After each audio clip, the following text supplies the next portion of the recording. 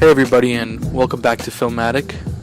This episode I have a very, very special guest, as we're going to talk about Uncut Gems, and maybe a little bit about the award season this year. I have with me Ben Becker. Hey, what's up?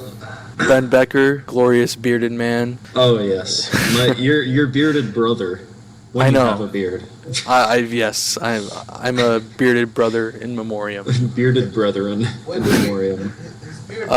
So Ben, we've known each other for a while, I'd say. We have. Yeah. We went to high school together, and we've obviously kept in touch. We met up many times since we've started college. And I noticed that you kind of share my love for movies. Maybe not in such an outwards way like me, but I noticed that I can always have a good conversation with you about a film. Yeah, I mean, I just like talking about, like, the themes and especially actors' performances. I eat that stuff up. And we have a big one on our plate today, don't we? Oh, yes, we absolutely do. Adam Sandler in Uncut Gems. Now, I think I'm qualified to talk about this, first of all, because I'm a big fan of Adam Sandler.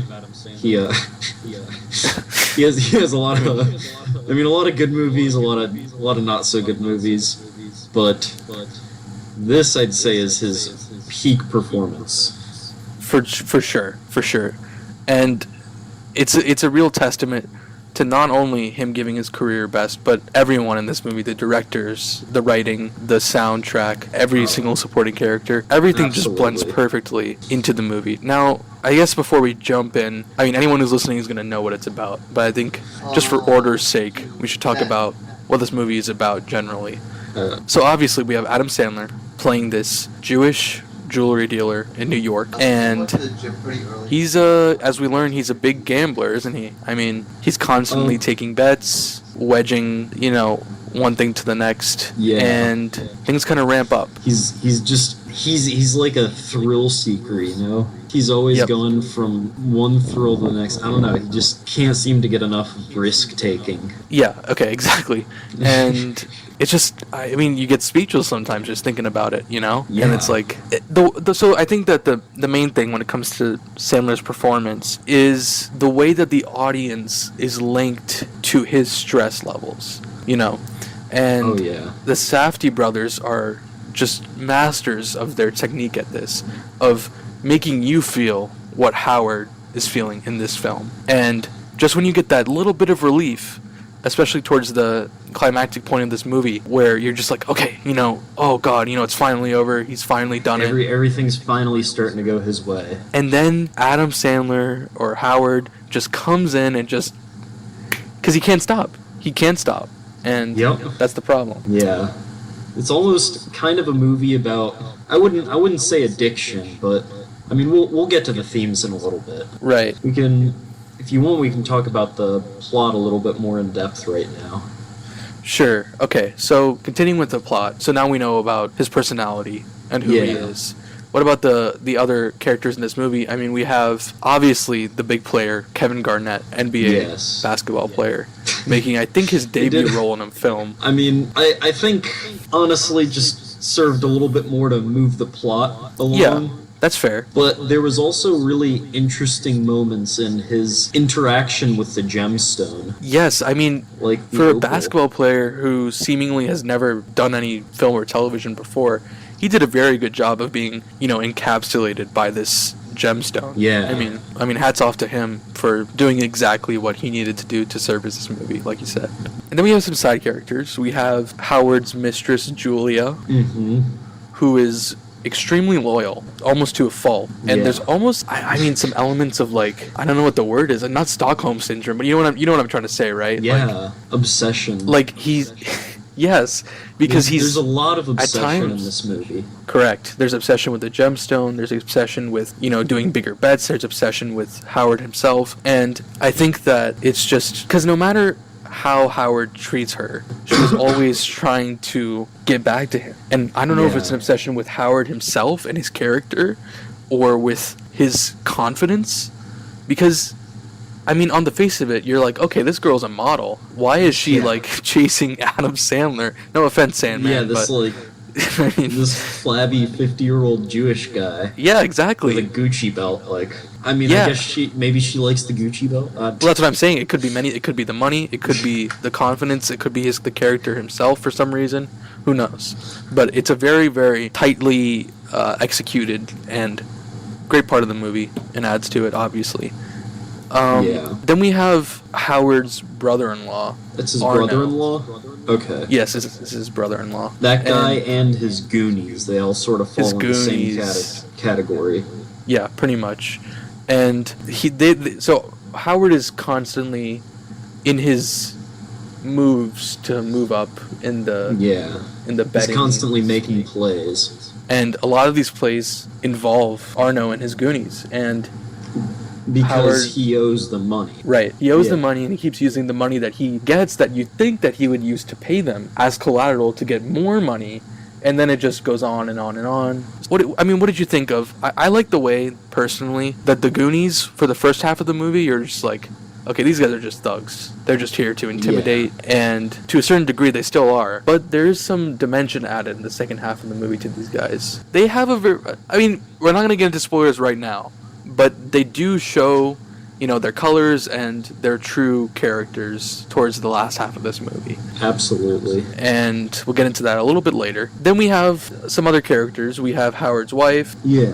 who he has a strained relationship with because she clearly knows to some degree that something is going on. Yeah, whether it be the mistress or...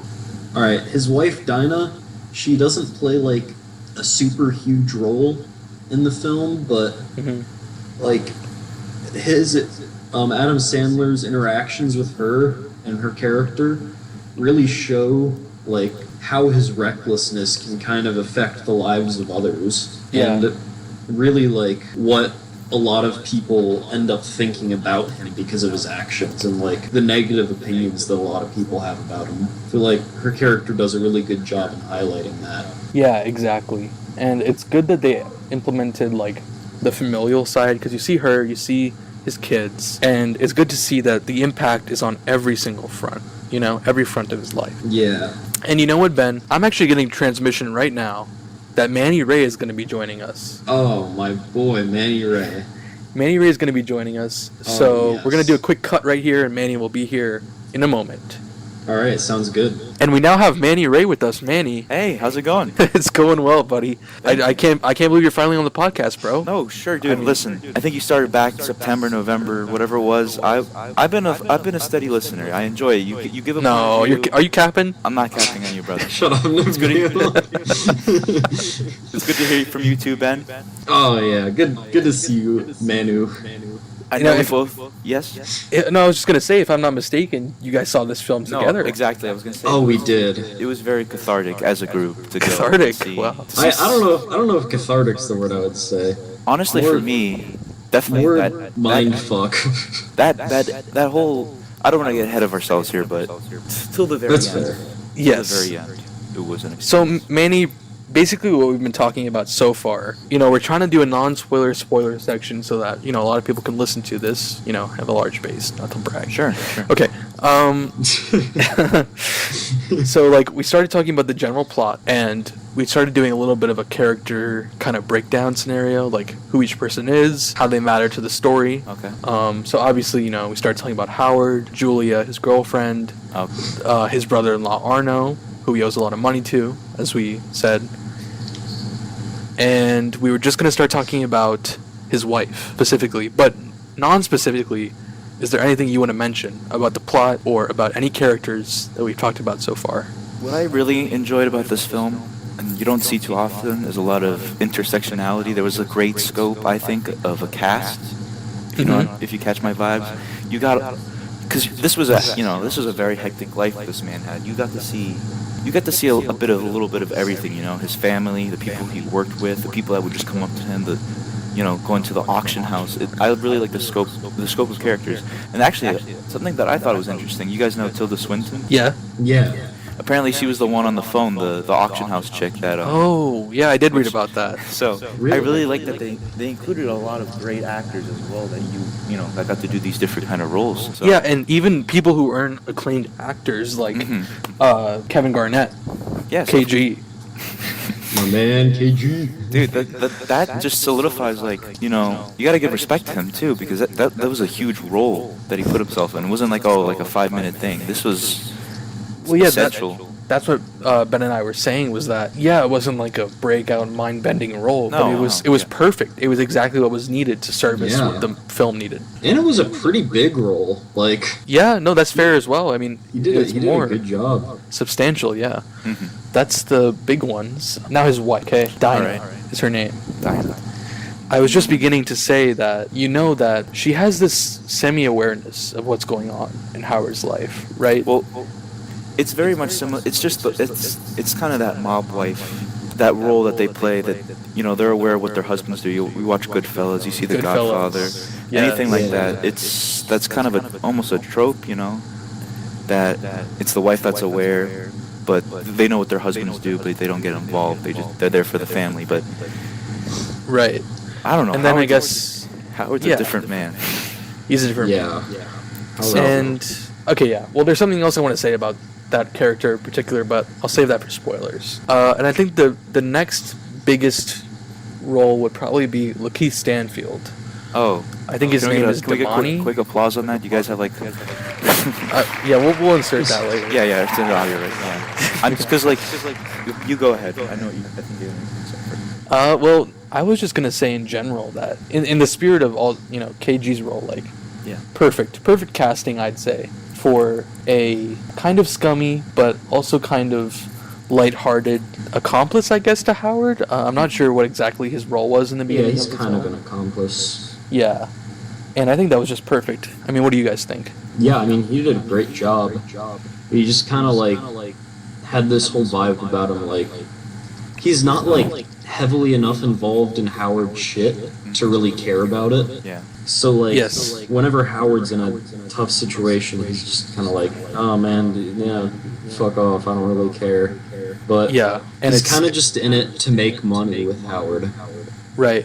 And in that way that he doesn't need Howard, it's kind of ironic that the biggest like plot device in this movie hinges around Howard needing him.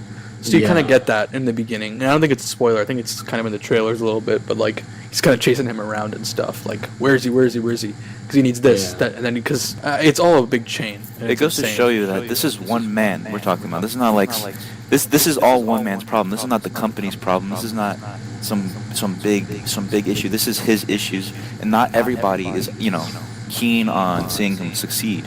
Between his wife, between Lakeith Stanfield's character, between the two thugs that we see throughout the film, Arno, it's stressful, and you feel that because you're tunneled through Howard's position throughout the whole entire film.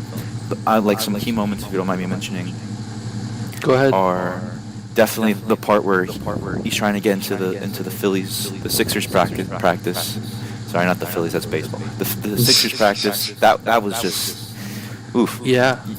The club scene. The club scene. A great cameo from The Weeknd. Very. Yeah. And we get. Yeah, we'll get into that in spoilers, but I mean, perfect choice. Because I mean, as I don't think we mentioned yet, this film takes place in 2010, I believe, or 2011. 2012. Sorry.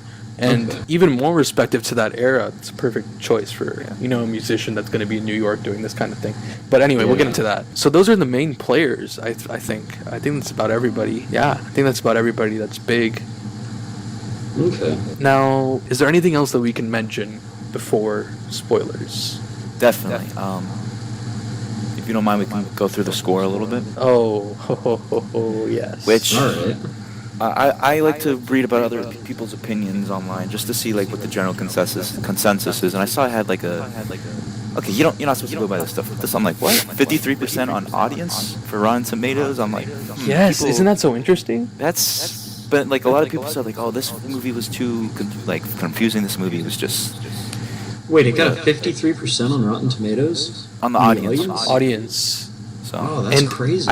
I mean, we all have a friend who we'll just call Jeff, and he actually walked out of this movie 20 minutes in because it was so anxiety-inducing. So, no, seriously, I mean, that's insane. That's a testament to this film. And my point being, the score was mentioned a lot, and for some reason, I found the score is based off Daniel Lopatin. He did the score for Good Time as well. It's like part of he's definitely part of that sort of cosmic synth sound that you see kind of emerging again. Yeah, like And 80s kind of orchestral. Yes, very much like that. Very what's his name? Very Flash Gordon-esque kind of space warrior stuff. Like a lot of people did not like that clash you felt while listening to the score and watching the movie. Yeah. I mean, in the way that it just swells up. While you have there are 8 characters talking in a small jewelry shop. Some people are yelling. Yeah. this fucking 80s synth is like boom, and it's just like, it's insane. But somehow, in some way, it blends together and it works. It works almost perfectly. Yeah. And it's very original of them to do that instead of going with another orchestral. Like looking at if you watched the Oscars last night, I don't know if you guys talked about Oscars yet, but No, not yet. this was something else compared to anything else this year, or score wise. So Yeah. Yeah. I think maybe part of the reason they managed to make it work so well were there were parts where it was like, it was almost like synth pop, and it was a lot more melodic. But that was at like the very beginning, there was a lot of that, and then the very end. But in a lot of the more dramatic moments during the movie, there was still that synth sound, but it was more like blaring, kind of more noise. And it really fit with the kind of themes of anxiety that went on in the film. Yeah, it was the best choice for this film. Definitely. And I think any other soundtrack would have just been a disservice, and it wouldn't have, made the puzzle of this movie complete. Yeah. Another aspect of the film that a lot of people aren't expecting going in is like the blend of sports sports TV. And Manny, this is more your domain, so I don't know if you want to take the lead on this, but so my friend Keon had gone to this, and he's a bit of a sports guy, but he's also a bit like he's very interested in gambling and kind of that betting scenario. So this movie, even more so, even if you don't know the lingo, what he's talking about, like if you understand what I'm saying, like the parlay, this and that, I can imagine being even more stressful to hear him to take these humongous bets. So there was a great blend between the sports, the gambling world. You got to see Vegas. You got to see how he put himself in these situations. He dug himself further by taking other people's things and using their property as wagers almost. And honestly, it just goes to show how there is this world where people deal in these stakes every day, that they enjoy this, Yeah, and Howard's character perfectly encapsulates that. And I think that we've pretty much done most of the non-spoilers, but before we wrap it up, I think we should just circle back to Howard's character.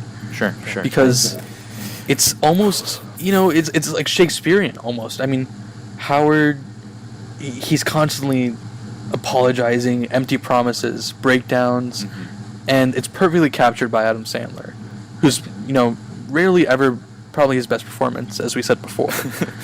And, I mean, it's Howard, like, he might be a despicable character, right? But there's something about him that makes the audience root for his victory. I think this is because I hope I'm not a sage, but I really hope this becomes one of those like iconic roles, Yeah. that people will be quoting, because this was something different. Adam Sandler's not going to do something else like this that's so unique and fun to watch. Like, he's such a joy to watch on the screen, even though he literally encapsulates, like you said, just all those negative things of sin, basically. And but it's just, you just want to see it unfold, and you put yourself in there and you stress yourself out with them. So I really think that Sandler did a great job, and I couldn't see anyone else doing it. Not Seinfeld, not no one else. Nicolas Cage. No, it's Nick Cage would have been interesting, but it definitely wouldn't have complimented the film like Adam. Yeah, no. I'm kidding. I don't think I would have appreciated that. No, yeah. So, anything else? Should we move on? Could we do like a quick five words you thought about during the movie? Kind of like You know Quick what I'm 5 words. Okay, that's interesting. See, this is what I love. Manny always bringing new things to the table. Sure, bringing new sure. Yeah. aspect to the podcast. saying? Of course. All right, you want to go first, Manny? Ooh, 5 words. All right, hold on. Let me. Okay, everybody thinking about your 5 words. We'll cut the silence. You can't say stressful or anxiety because Damn. nothing we've said so far. All right. All right, so cut the silence. Maybe do like 3 words. 3 words. Okay, we're changing it to 3 words. 3 words would be easier. And it can't be. It's not allowed to be. I'm gonna come. Yeah, my first word is semen. Okay, yeah, Manny, why don't you just go ahead? I mean, you seem to be the leader on this. 3 words. 3 key words. Hustle. Hustle. Okay. Hustle. Like Hustle, okay. number 2. I just took a fat nap, so Okay, I'm yeah. a little off right now. Hustle. Let me repeat that. Hustle. Number 2. What was number 2? All right. Why did we come up with this idea? No, I had it in my head. Holy- I just want you to know, even if you don't come up with 3 words, this is still going into the final cut. Oh, really? Shit. All of this, right now, all of this. This is all going in. This is all going in. People People are listening to you. Yeah. People are gonna enjoy your terrible silences and forgetting what you were gonna say. Oh, Well, I'm not trying to stress you out, Manny. No. all right. Hold on. okay, how about we all do 1 word? There's 3 of us. No, 2 words. 2 words. We all do 2 words? Yeah. Yeah. That's 6 total. That's 6 total. You're upselling me now. 2. If I learn anything, 2 is a good cap. Okay, Okay. so do you want to go ahead? No cap, dude. Hustle,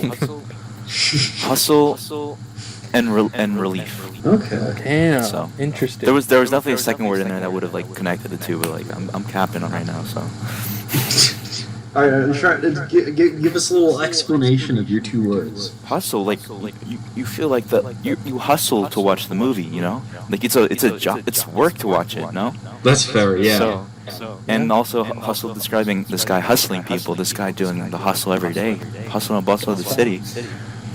Yeah. See, the second word would have been nice right here, but relief. I feel like there were a couple. We've been talking about the stress the entire time. I think there were maybe no more than 2 points of relief, even disregarding what happens right after each of these reliefs. It's a lot. So I'm gonna give it to Ben. What do you think? All right. Well, 1 word I can think of, not like a main part. Yeah, it doesn't of the have to be. story, Whatever but, you, like, whatever you feel. Whatever you feel, bro. There's a little bit of mystery. There's some questions that never really get answered.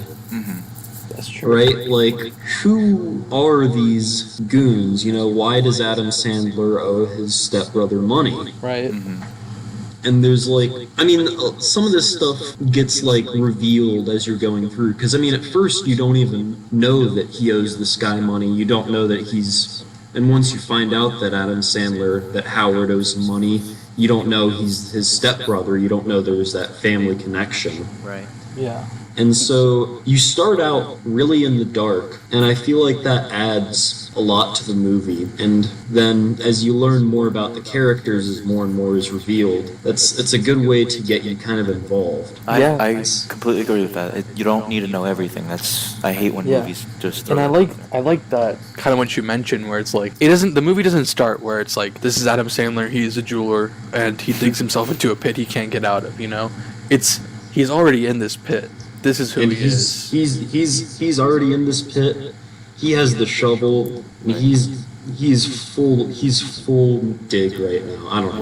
What I felt like really bolstered that is the fact that the audio, how they captured it was very natural. You heard Yeah. everything that was going on in the room, and like you picked up on things as things went along. You realized, all right, this is what's going on. This is what he does. You know, these are the people he works with, and I really like that a lot. People. Oh yeah, probably and like I'm that. sure there are like hundreds of little details Yeah. on these like background sound bits, conversations, that So, we're gonna miss if we It don't really rewatch built the aura of this world, and like as you said, Ben, the mystery, like it felt very natural. So. All right. Okay. And actually, I just thought of another word, if I may intervene. Chaos. All right, Well, yeah. That's a good one. That's perfectly. Yeah. I mean, it just kind of fits the mood and how you're feeling while you're watching this movie and how all the characters are feeling, especially Howard. Yeah, Yeah, for sure. that's just the constant state of his life, is just chaos. I think my first word would be bludgeon. Oh, this guy. Okay. No, I'm just kidding. No, I didn't Google that. It's a word I know. Okay, I know what it means. Leo, that's not part of your vocabulary. Shit. Okay. And I say that because, like, I mean, you look at Howard, like, he's constantly, like, tattered. Physically, emotionally, constantly getting punched around. You know, he physically gets hurt as well. You know, the iconic poster where he has the tissues in his nose, obviously. But, like, he's constantly getting pushed around. And then that's the whole question, isn't it? Like, does he enjoy it? Does he deserve it? And, you know, that's up to the audience, obviously. But it's such a pervasive theme in the movie, I feel like. And, yeah, that's my first word. And, Number 2. I guess number 2 would be Cosmos. Wow. And, you know, we talked about the soundtrack. Yeah. And, like, the space, 80s synth, and obviously all that. But, like, it's almost like, and I haven't fully, like, fleshed this idea out. The idea of space and cosmos that are very obvious in the soundtrack, it's almost like the Safdie brothers are trying to make it their own message about the significance of these events in the universe. And it's just like, well, there's a spoiler for one part of this, but I'm not going to say it right now. But it's this constant question of, like, does any of this really matter? And then there's this whole, like, existential point. And, realm that's going on. And, like, obviously it sounds very fragmented because I literally just thought of this, but, like, I don't know. That's the feeling I get. Okay. What, do you have any thoughts about that? I do have one thought, and this is a big side thought. Do you ever feel like a recording like this is very therapeutic? It lets you speak, you know? I'm just wondering. No, it's definitely good. This is definitely a good discourse. I like the white noise from, like, all of our fans going on with the AC. Yeah. Like, it's actually my very AC's going on right now. You got that Yeah. huge box one. That's... like, I feel very at peace. I could do this for hours. No, fair. We got, like, another... I'm down for, like, another 2 hours, so... I'm down. No, I'm down. If we can... Honestly, though, if we can come up with the material, then why not? No, sure. We could probably talk about this in another thing. I'm totally down. So. Well, yeah, because we got to talk about the Oscars, too. But let's Let's not get ahead here, because we can talk. we can talk. I wonder if anyone got that. So we're wrapping up. Time to move on to spoilers. Time to move on to spoilers. Before we get to spoilers, to people who haven't seen this, please go see it. Bring your mama, bring your poppy, bring your. I don't know about. Bring your baby brother, baby sister. Bring your newborn. Bring your grandma. Bring your Grammy. Your Bruno Mars. So, bring your Grammys. I think for me, this would literally be a 10 out of 10 movie. What about you guys? Wow. I would say At least 9 out of 10. All right, fair. I would give it a 9 out of 10. This is the first film in a while that I thoroughly enjoyed. After having to sit through, I don't even want to name them. Don't say it. I don't want to name the last, like, 5 movies I've seen in the theater, because, yeesh. But, no, definitely, this is something to watch. This is something for the ages. This is Adam Sandler's peak. Sorry. Yeah. And I honestly think this will become a cult classic. Yeah. In the future. I think the Academy will regret this. So, Regret. I think you wanted me to make this point, but we can talk about this later. What's the point of awards? So. Yeah. We can talk. All right. Two thumbs out of 2 thumbs up. 2 thumbs out of 2. Oh man, I hope Manny keeps coming on the podcast and he keeps the rating system just out of 2 thumbs. That's an Ebert and Siskel. No, I can't copy that. He can only give 3 ratings: 0 thumbs, 1 thumb, or 2 thumbs. Yeah. Okay, so let's get on to spoilers. Let's do spoilers, guys. Spoilers. You do like a sound effect kind of thing, like a. You know what? I'm gonna start doing that now. Like a gun being loaded, like.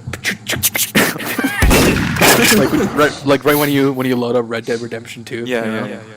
You do like a little, I don't know, like a Kramer sound bit, like a yow, something like that would be good. I don't know. Yeah, like a woo! noise. Yeah, when he does the thumbs up. All right. Yeah. All right. So, yeah, and then hopefully people will skip ahead to listen to the Oscars bit. But all right, Here we go. Here we go. So let's get it out of the way. He dies. Oop. He Oh. gets capped. really He gets really capped. dies. He gets capped. But He dies with a smile. So Yeah, he does dies happy. with a smile. And that's what I was gonna say about the Cosmos thing was like the ending shot where it zooms into his wound and it just becomes the universe. And that soundtrack had no right being so ethereal, like ephemeral, so happy, like at that moment. It's just like it lifted you. It was almost like freaking like I don't know saying freaking fucking like binaural like ASMR. Yeah. You know, like you are now going to sleep. Like So it's good shit. Yeah, and it's like the same kind of scene that you saw when KG was looking into the opal. Oh my god, dude, that was Oof. That was a moment. that whole like they flicked through all those like pictures. That was something else too. Yeah, and it was cool how they like. It's like the pictures from off the top of my head were like the origin of the stone. Like you see the Ethiopian workers, and you see KG's like childhood photos. I think too. And it's just like what the hell, and it's insane because you're experiencing what he is, and it's I don't know, so good.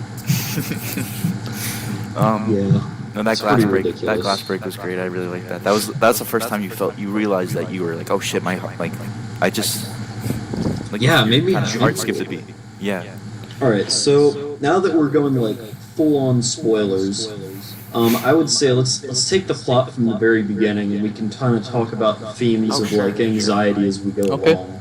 Yeah. It starts out, and I want to get your guys' thoughts on this because I'm not sure about the meaning, but it ties into that whole like cosmos thing that we were talking about before. You guys remember the movie didn't start off with Adam Sandler. It started off with the Ethiopian miners. I like that a lot. That whole And thing. like how they found the gem and like what was going on. It just And so, shows like- you. We talked about this. Like some people just have an indifference to other people's struggles, as in talking about Lakeith. I don't remember his name. Orange sweater guy. His Lakeith's name. wife. Oh, you mean his name in the movie? No, yeah, I don't know his name. Wait, I have it right here, bro. Okay, Lakeith Stanfield, Damani. Demonic, okay. But like, do you think Adam Sandler cares that the mining industry is just so ruthless? To No, other, dude, to others? he all he did was see that shit on the History Channel, and then he just ordered it. Those like, two guys were just trying to get rid of us. They were just trying to sell a stone. Like everyone had his. At least in this film, I feel like everyone has their own mindset, and that's Everyone why has their own motives. Yes, there's. It's That's why like there's every chaos, man so. for himself. Yeah. And that's why, like, first right off the bat, they throw you into this. Oh, this guy just came out with his fucking leg. Is that your femur? I don't know what it is. I don't know bones. I don't remember AP. I don't remember anatomy. His femur sticking out of his leg. yeah. You're just like Jesus Yeah. Christ. And, Like, it's like people have suffered yeah. For to what? get this stone into Adam Sandler's for hands. for a Yeah. stone that he's And that goes trying to- back into what I'm saying about the idea of the cosmos and like significance. Mhm. What is the worth? Is what they went through worth what he went through? Because he went through some shit too. I'm not saying it's comparable. I'm just saying that these are the questions that they're trying to pose in the audience's mind. Yeah, they took his underwear and okay, so I want the underwear. you were surfing your pool. Okay, so continuing in this chronological order, which is a very good idea, Ben. Next thing. This is what I Well- was talking about. A moment of relief, and you don't realize it till later. It was very placid when those two guys. I don't know. They got the stone when they're looking at it. Yeah. That aside. And then it kind of zooms into the stones. Zooms in, and then it. And then you come out of Adam Sandler's ass. It's a colonoscopy. That was. It That was, zooms that in was on the fun. stone, you get like cosmos stuff, and then it zooms back out, and they're literally giving him a rectal fucking exam. I don't know, like a prostate exam. Yeah, colonoscopy. Yeah, colonoscopy. Yeah. So I don't know how important that is to the plot, but basically, yeah. So now you get to look at Adam Sandler's life, and this is where the theme of stress comes in. Yeah. And just how well this is portrayed through the scenes and the writing and especially the acting. Yeah, this movie is not here to hold your hand and make you feel good. You know, This movie's here for you to like. It's catch up here to for it. you to be on the edge of your seat with your hands sweating and your heart pounding, like Manny was saying. I'm like, Oh, it's just. shit. I remember What's my that? second word now. You could go ahead. God What was damn it? it, It was Manny. thumping. You thump. Your body. Oh, okay. That's a good one. All right. Yeah, that's a good one. Yeah. All right. No, next. But I thought you were gonna. Sorry, I thought you were gonna start, Ben. No, yeah. oh, I was gonna start. Yeah, you're the leader of the plot. No. It's just because he cleared his Yeah, Ben. throat. No, there's no order. There's no Go order. gadget. Go. Becker. Are we gonna cut all this out? Maybe not. Maybe not. All right. Maybe Well, parts whatever- of it. Parts of it. Just like the funny parts will stay. You know, like Whatever you decide. King Sharif. All right. King Sharif. Lord Sharif. Whoa. Please, Lord Sharif is my Podcast. father. Please. Oh, okay. Prince Nabil then. Oh. Oh. Speaking of uncut. Uncut who? Uncut. This is not good. This is not a good segment. This is just. Rock bottom. This is just. Wait, are we talking about uncut dicks now? What? Okay. How did we get a circumcision? I'm confused. All right. I think we had enough of your jokes. That's not fun. All right. Okay. Chronologically, we get introduced to this high-paced lifestyle, the jewelry store. First scene, KG shows up, insanity ensues. There's What? already a Yeah. fight going on. Yeah. What do you guys think? I mean, But we don't know the stakes. We just know it's like these. Yeah. It's just like the. That's true. Like we don't know the stakes yet. We just got like holy shit. There's this literal famous basketball player. He's coming in, but you can already tell this guy Adam Sandler Howard. He has a lot of money passing through his hands and a lot of valuable shit. You can already tell in the beginning. He's a bit of a scummy dude. Like yeah. just the way he talks to people. The way he. I don't know. The way he dresses. dresses. yeah, like I really hope middle-aged God. Jewish Lando. Like, what's going Yeah, the on? yellows. I don't know. Probably not, but it would be funny if this becomes like a Halloween item. I don't see it doing that, but I like, do it's- it. I do it in an instant. It's God tier. Definitely you get Adam on the streets. It's unfiltered noise. You hear the honking. You hear the peddlers. Because he's in the diamond district. I don't know. Yeah. So And yeah.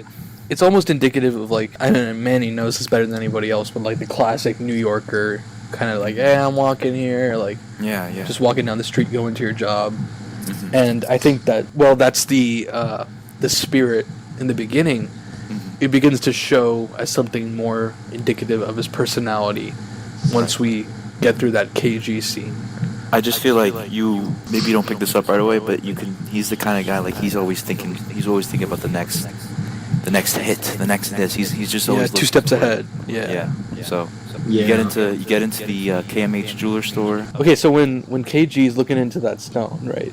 We talked about that, but like Yeah. the moment that glass breaks, You very realize well. that Yeah, so that jeweler store first scene, we get introduced to KG, we get introduced to Damani, we get introduced to Julia. Okay? We also talk- get introduced, even though I don't know how big of a role they would play. The two thugs. I don't know their names. Not Gary. Here, you want me to Thing check? one and thing two, what I'll are their do names? I'll do a little check. Thing 1 and thing 2. Yeah. Thing and one. Because they're the ones you the first like physicality is that I think it's Gooey and that's Gary. Dewey and Jewy. I think it's Gooey and Gary. Gooey and Gary? What? What the hell? It says sounds like a it's- SpongeBob. Oh, wait, maybe it's okay. Well, the choices are Phil, Gooey, or Gary. All right, we'll go with Dewey and It's Gary. like sounds like some like Can the guy that Mermaid Man and Barnacle Yeah, Boy shit. exactly. That sounds like a 2008 episode of SpongeBob right there. Okay, All right, I'll look it up in the meantime, but you guys go ahead. so Gooey. No, Ben, I'll let you take the wheel here. All right. Well, yeah. I mean, in that scene, you just. I mean, I don't think. Are they in the original, the first jewelry store scene? I think they. Come Yes, in a they little were. I don't late. think so. They No, were. Sure? they're the first people you see because they're fighting with KG's boys. Oh yes, you're right. So- you're right. Oh, That's- right. They're something else. You know? This is something Yes. else. Some Goon Alright. Squad shit there. So yeah, basically though, I mean, moving on a little bit from this first scene. Basically, I just want to talk about like the atmosphere and how they build it throughout the film, and like we keep mentioning that atmosphere of like stress.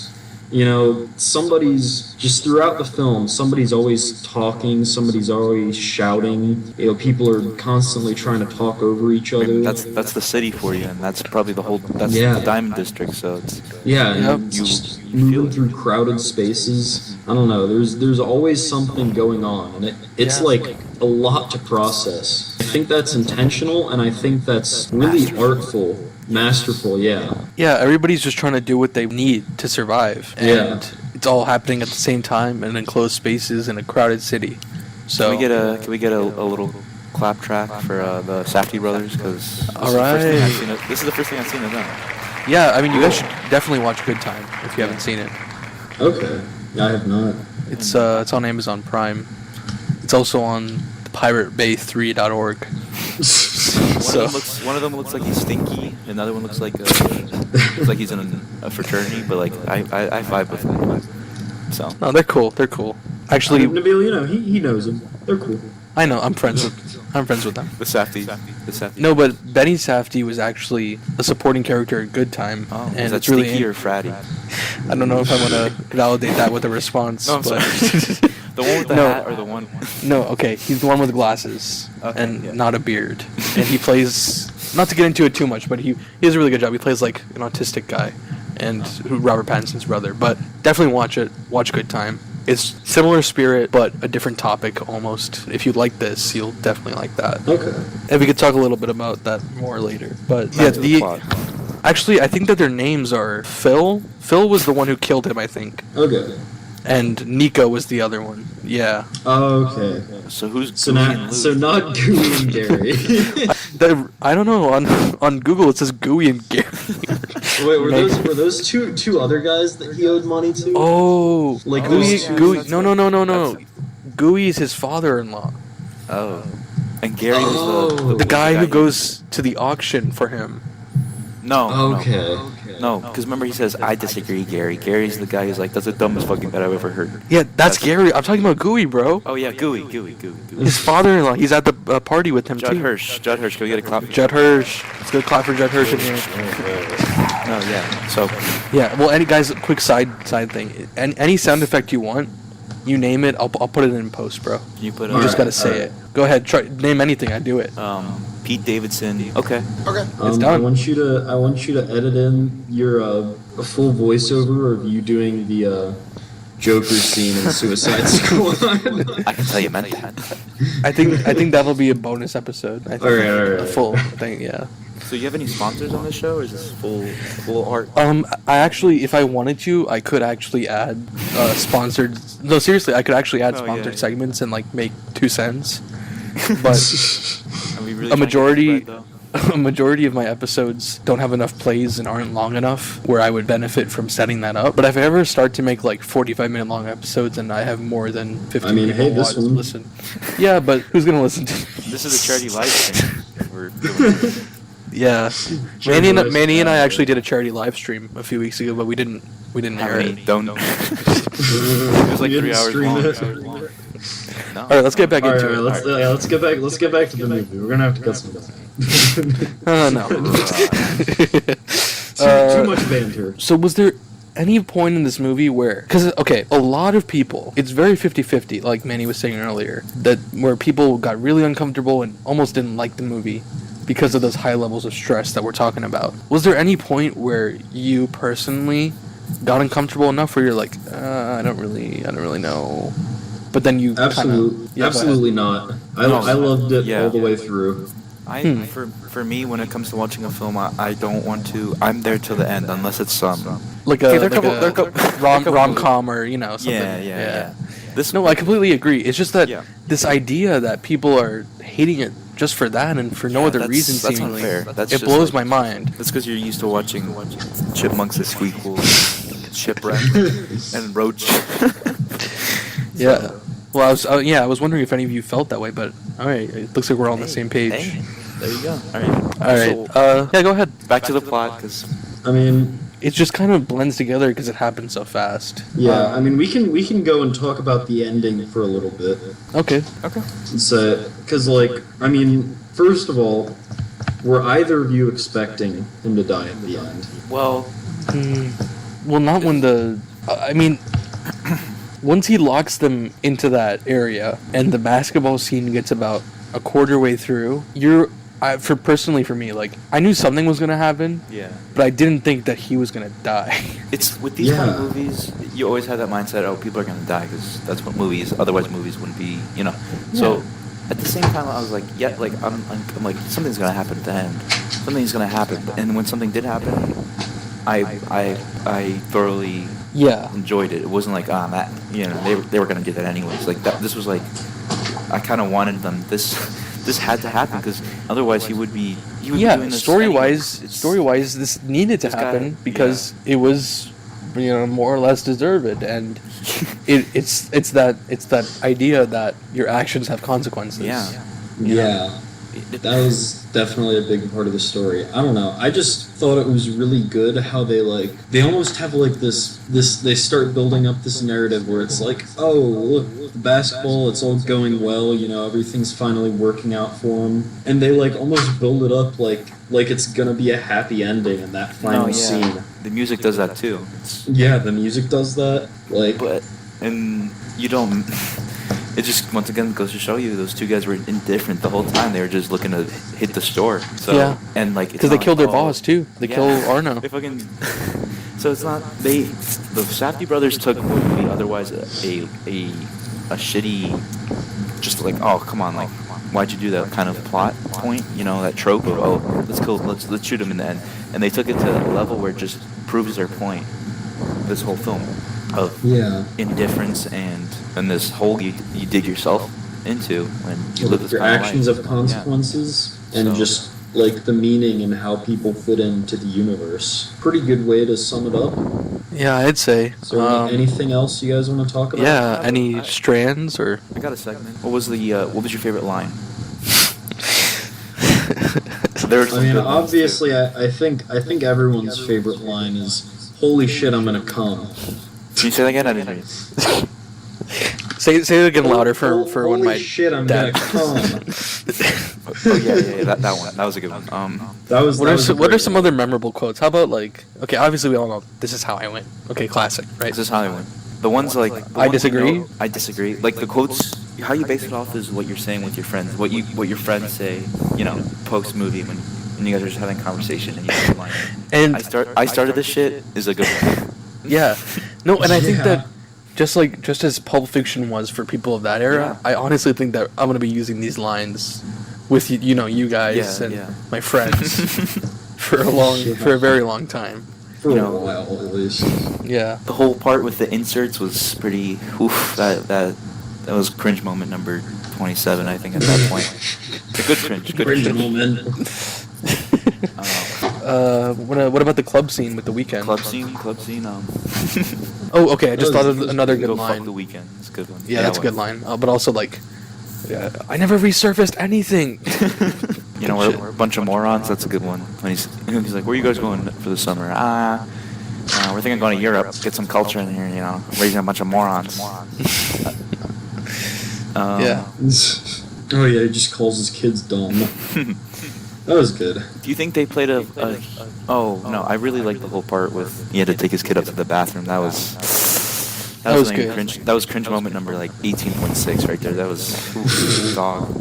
Yeah, and then his kid like finds out that he's cheating on his wife. Like, what do you got to think about your dad at that point? I think so the best way I can describe Good Time to you is like that whole scene where he has to take his kid up there, deal with the implications of all that. That's basically all of Good Time, and that kind of. I mean, I can't go into it without spoiling it, but just watch Good Time. Please watch Good Time. All right, I'll watch it. Yeah. I'll put it on my list. Yeah. Next to Baby Driver. Still need to watch Baby Driver. All right, can I cap on you guys? I mean, not cap on you guys. I thought Baby Driver was okay. It was like fun. Yes, thank you. I didn't think that was like. I mean, still watch it, Ben. You have every right to still watch it. Don't get me started on Marriage Story. I mean, I just. I'm not expecting Baby Driver to be like a fantastic movie. I just heard the soundtrack was really fucking good. It's if you like throwing in songs, I guess. No, kudos to Edgar. whoever was in that.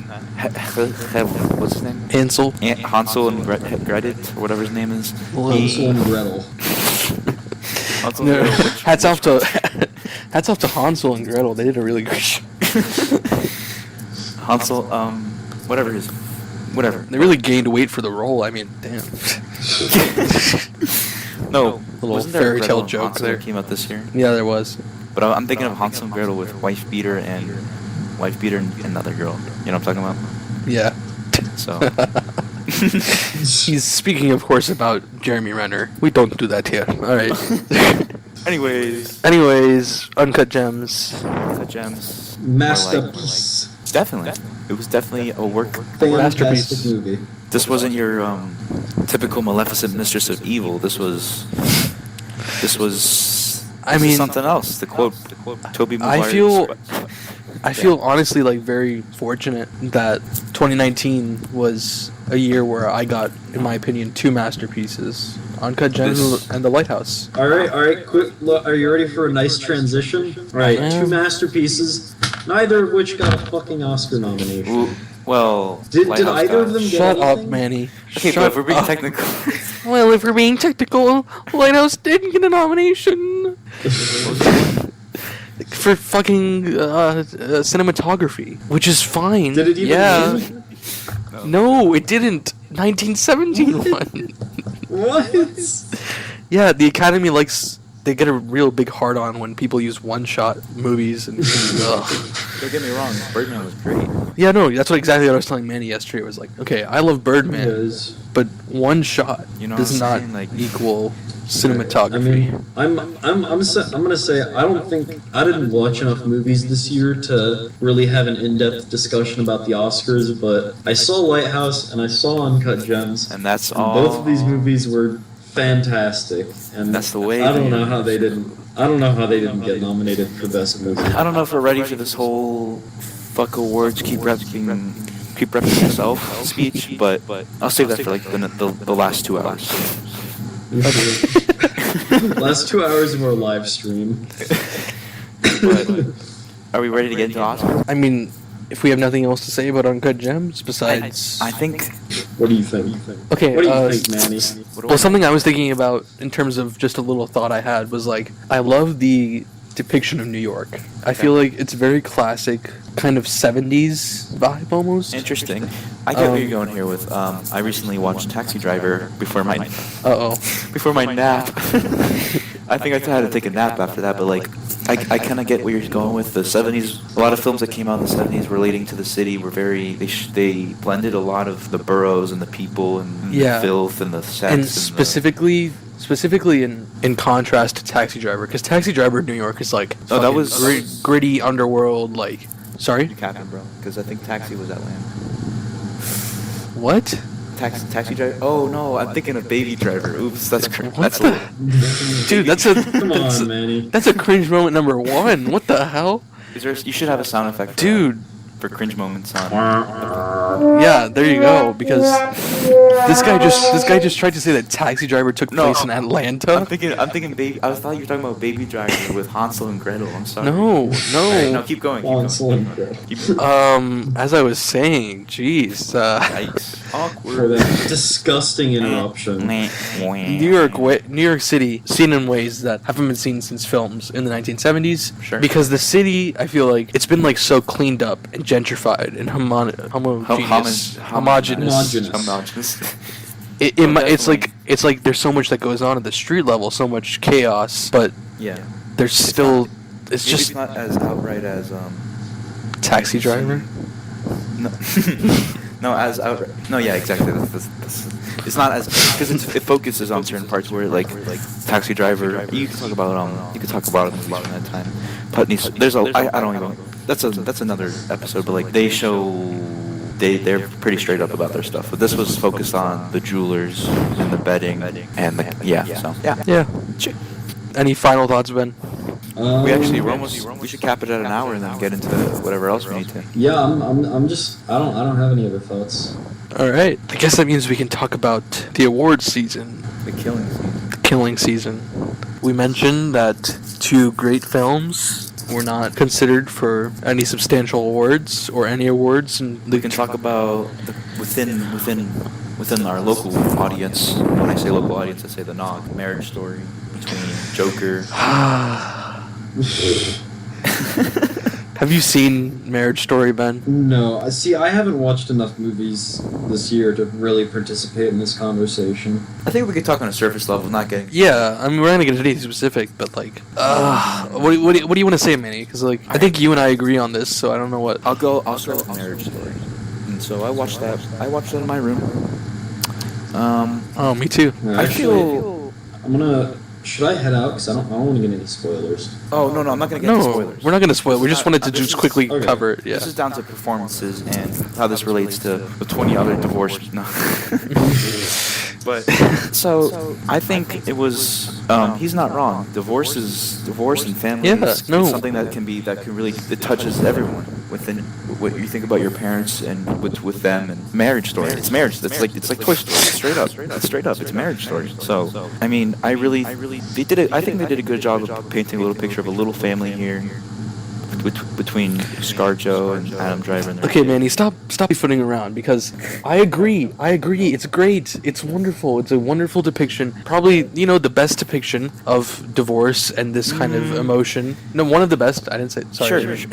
One of the best before. Sure, I agree. Yeah. It's a good movie. It's not a bad movie. But also, if you're talking about but this is not to trivialize or to compare people's divorces. But this was a pretty. This sounds messed up, but this is a pretty mild divorce because you only ever got to see one point where they broke and to argue. Yeah, the kid was happy. No, just kidding.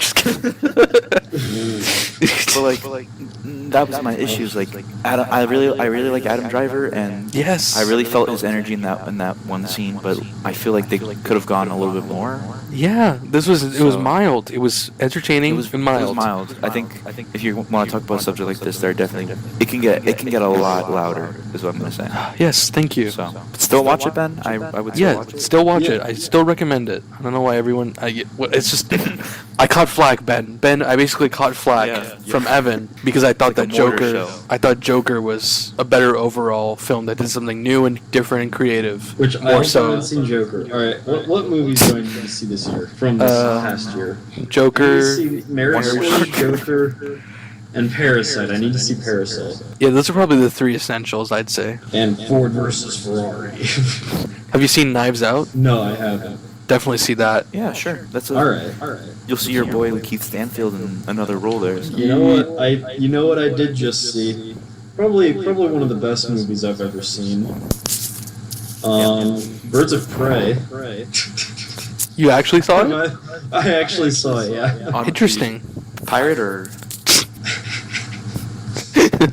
All right, listen. It was.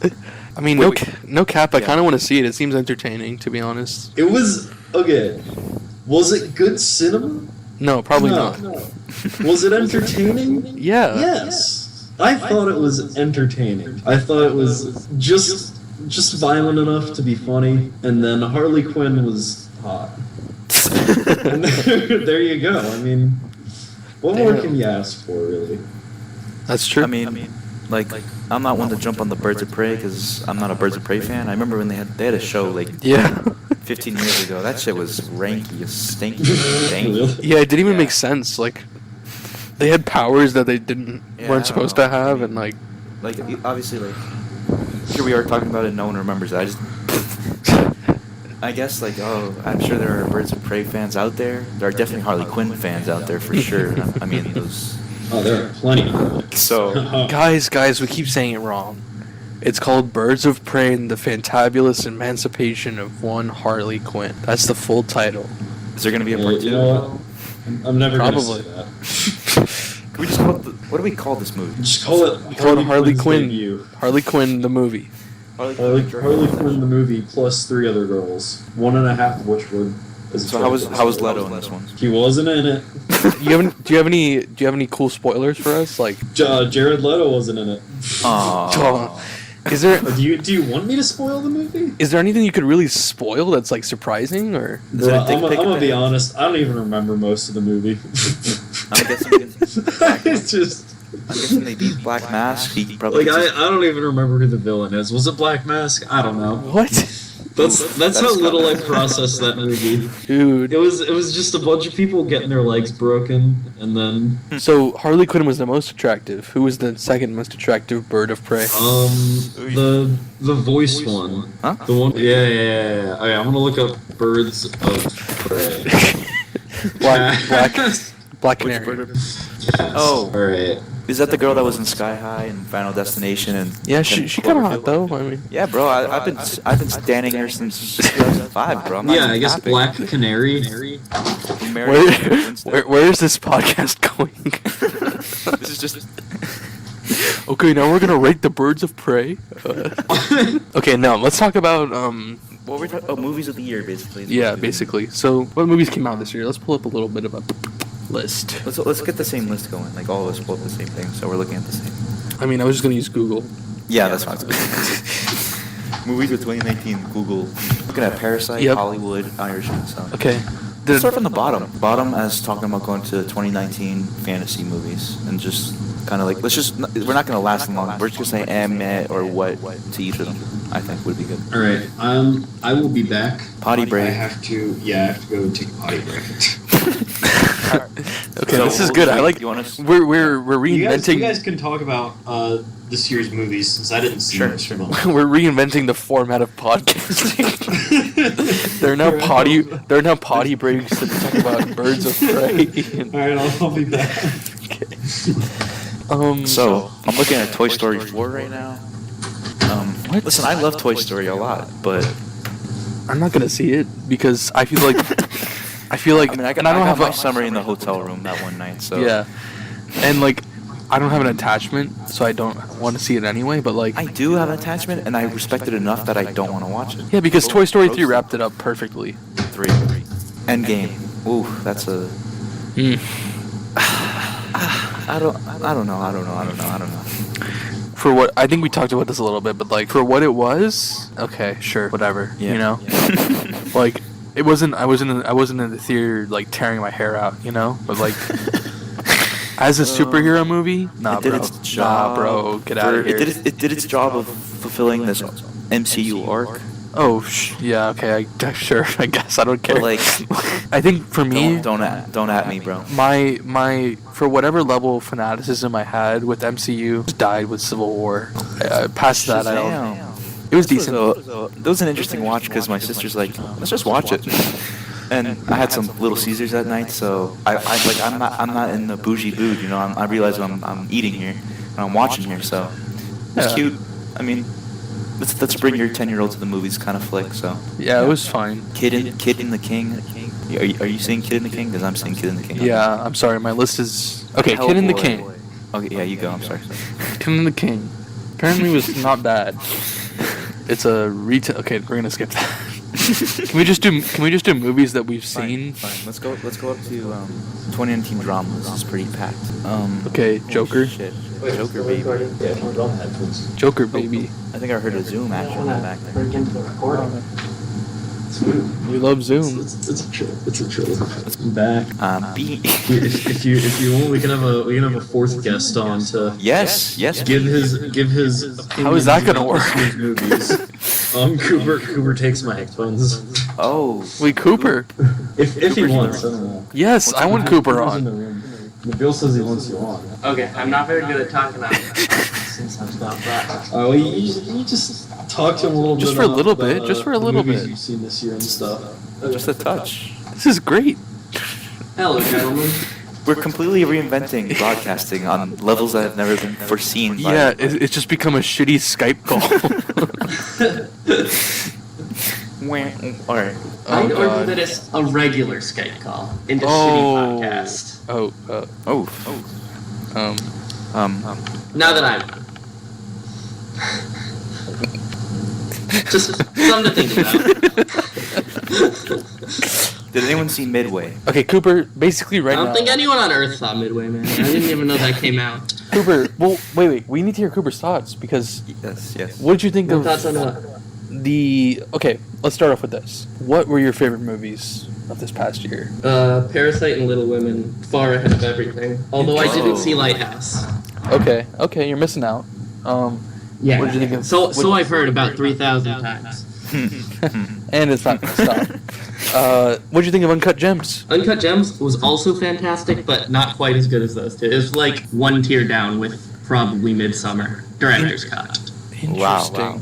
Hot So, takes. what exactly was it that puts Parasite and Little Women so far ahead of these other movies? And more so, just based on what we're saying, why is Uncut Gems not of that caliber? I mean, it's less that Uncut Gems is missing something, and it's that, like, Parasite and Little Women were, for me, like, are both, like, in the short list of best movies I've ever seen. It's all personal preference. Like sometimes you just like Oh yeah, no, you like the feel of a movie. It's like, Parasite, for me, was, like, as impressive a directorial accomplishment as there ever has been, period. Because he made a movie that, like, seamlessly, halfway through, switched from a family drama comedy into a horror thriller without feeling, like, disjointed at all. Yeah, that's true. Which is ridiculous. Yeah, I would agree. Definitely a well-deserved Best Picture. I'd say. Yeah, it was... I will say, I did not think that they would give it to Parasite.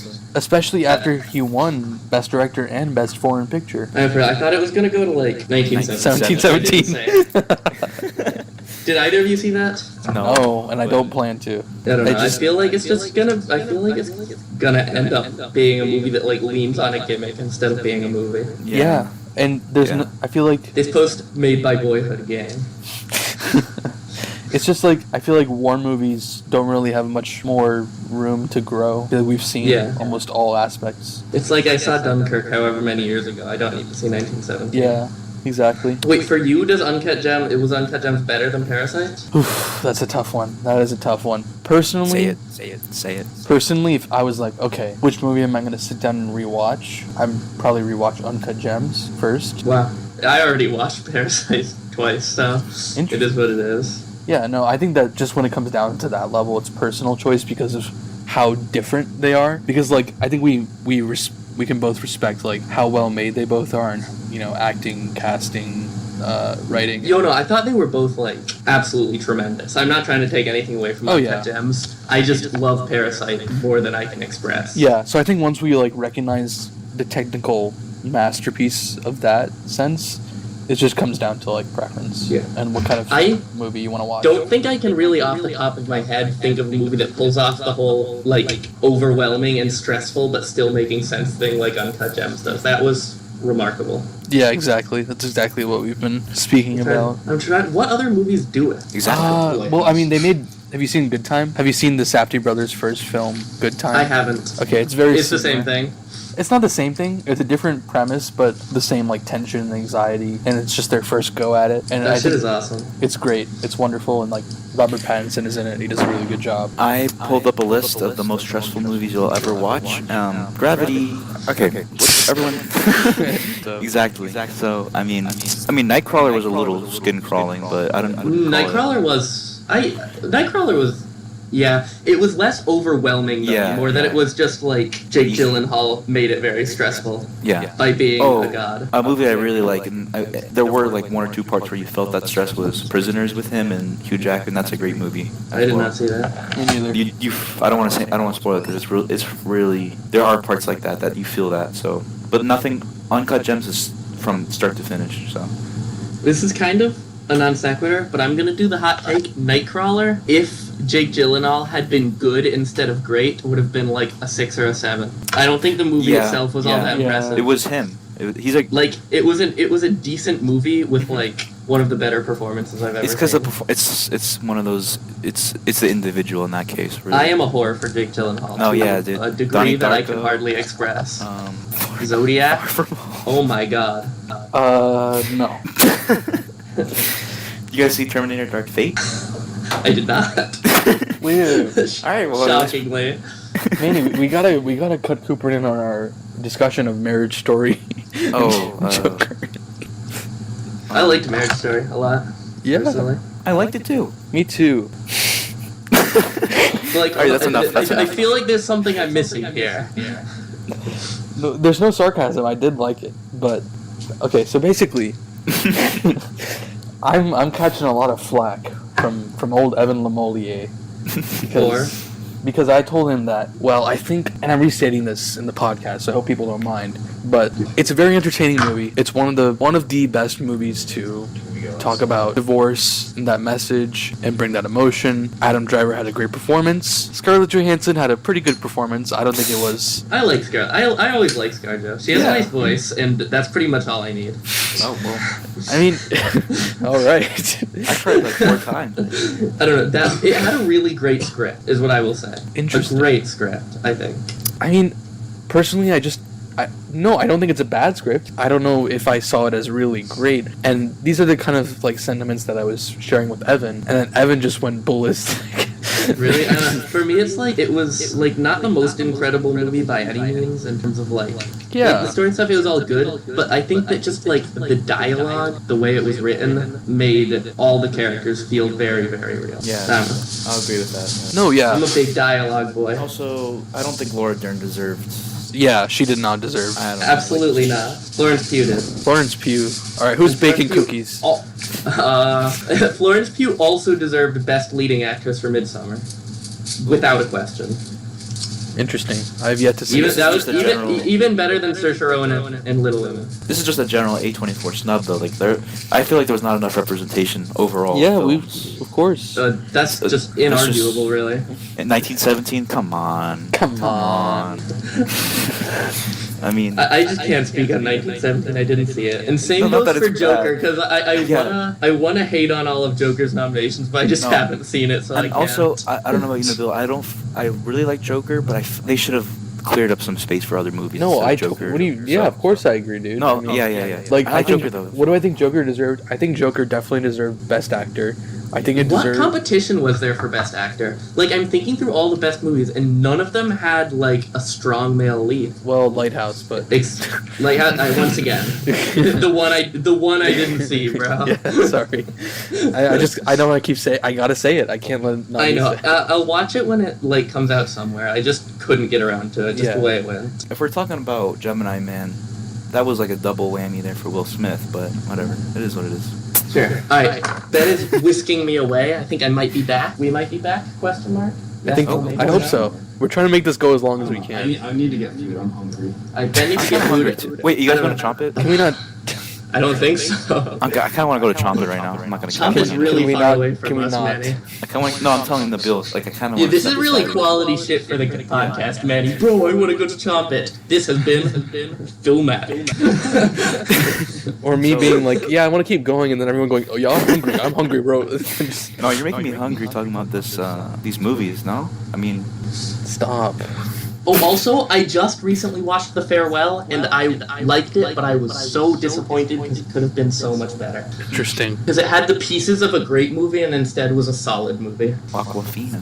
Aquafina was fantastic, though. Alright, I gotta go. Right, hopefully I'll be back before you guys are off the air. Love you, gentlemen. Okay, see ya. Farewell. The Farewell. Alone. Wait, is Ben leaving too? He's not leaving, is he? Ben, you're not leaving, are you? You still mic'd up. So, Minnie, don't tell me you're not leaving, are you? No, I'm not leaving. I can't leave my brother. I can't leave a man behind. Oh, yeah. Okay, is he actually leaving? So he left it on? Yeah, I think he left it on so he could come back. Good trip. Cooper. Zoom.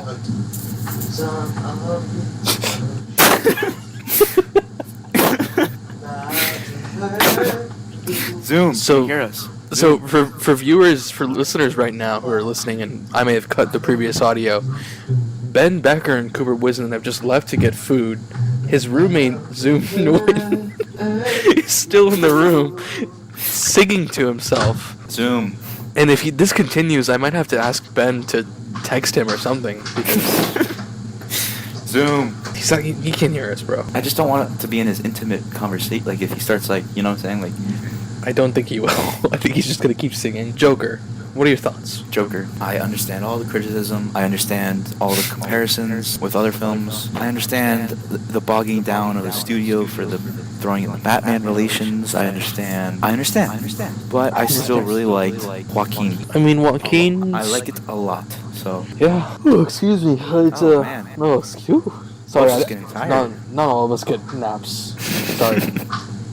No, it's a character study, and a character study would be nothing without it. What should I do about that? You want me to text Zoom? Yeah. At least tell him to like unplug the microphone or like mute it, because he can mute it actually. You're still acting, ruder than I. Just tell him to walk over to the computer and press the mute that's next to his name. I'm working on that. I mean, I hope he's looking at his phone right now. I hope he's not doing this off the cuff. Like, this is... Alright, we can keep talking. Yeah, okay, now we're good. Okay, so yes, it's a testament to the character. I think it's a testament to the versatility and the amount of attractive... The way people are attracted to these to Batman and to Joker, to these characters that we've talked about over and over and over and over and over again. And they found a way to spin it so that it's still interesting. And if there's, there's a message. I know some people like cringe at this. Some people think it's like ooh, funny meme, but like I mean honestly, there are themes of mental health awareness and class conflict, and beneath all the memes and all the glamour of the comics, the comic adaptation, it's there. There's still a message, I feel like, and there's still a raw emotion to it. And whether I say that to Evan, like, do you agree? I can see. Am I wrong? I don't. Am I wrong? I can see why people think it's shallow. I'm not saying I'm gonna live my life by this movie. Yeah, exactly. I'm not saying that it's profound or it's changing my life. I'm just saying that I really like performance a lot. It was, So yeah. like if you're talking compared to Marriage Story, I think this is more prevalent in my yes. my enjoyment. Yes, So, yes. Sorry there. Sorry. Just sorry, finger me. Emily. Just finger me. Just finger me. Okay. Yeah. Oh, really connecting to divorce. Yeah. What's next? Who won? You decide. We gotta find a topic. We gotta find a topic that we can just keep going at. Just spill it. Because this is good, but we just keep going. Like, this was the movie. All right. This is what I like. You want me to? All right. Well, he's not singing, is he? So that's good. That's good. You want me? Am I allowed to throw something out here? Sure, you can throw out whatever you want, bro. I want to talk Spike Lee. Oh, is that allowed? No, that's allowed. I'm a spiker to the end. You love the Spike Lee joints? I do love them Spike Lee joints. I like to Michael Scott joints too. I mean, but Michael Scott joints are good. Great Scott. Great Scott. Anyways, sorry. So, I mean, I don't know if Ben and them can comment when they walk in, but I've seen. I'll cap you at 2 films I enjoy very much by Mr. Spike Lee. Do the Right Thing and 25th Hour are definitely my favorite joints. A lot. I like them a lot. So, well, you want to talk about? I mean, yeah. Well, I know we both do the right thing, so we should probably talk about that first. I mean, what a movie, right? Like, no, for real. For Rizzo. Pharrell? Pharrell should have been. Because no. I'm happy. All right. Wasn't there a theory going around online or some sort of fan thing where instead of The Weeknd and Uncut Gems, it was Pharrell? Were we talking about that? Some Chris 17 music guy on Reddit is talking something about Lee. I don't know. All right, let's. Yeah. The way Spike, I think, and this he's very tied to Marty Scorsese. Okay.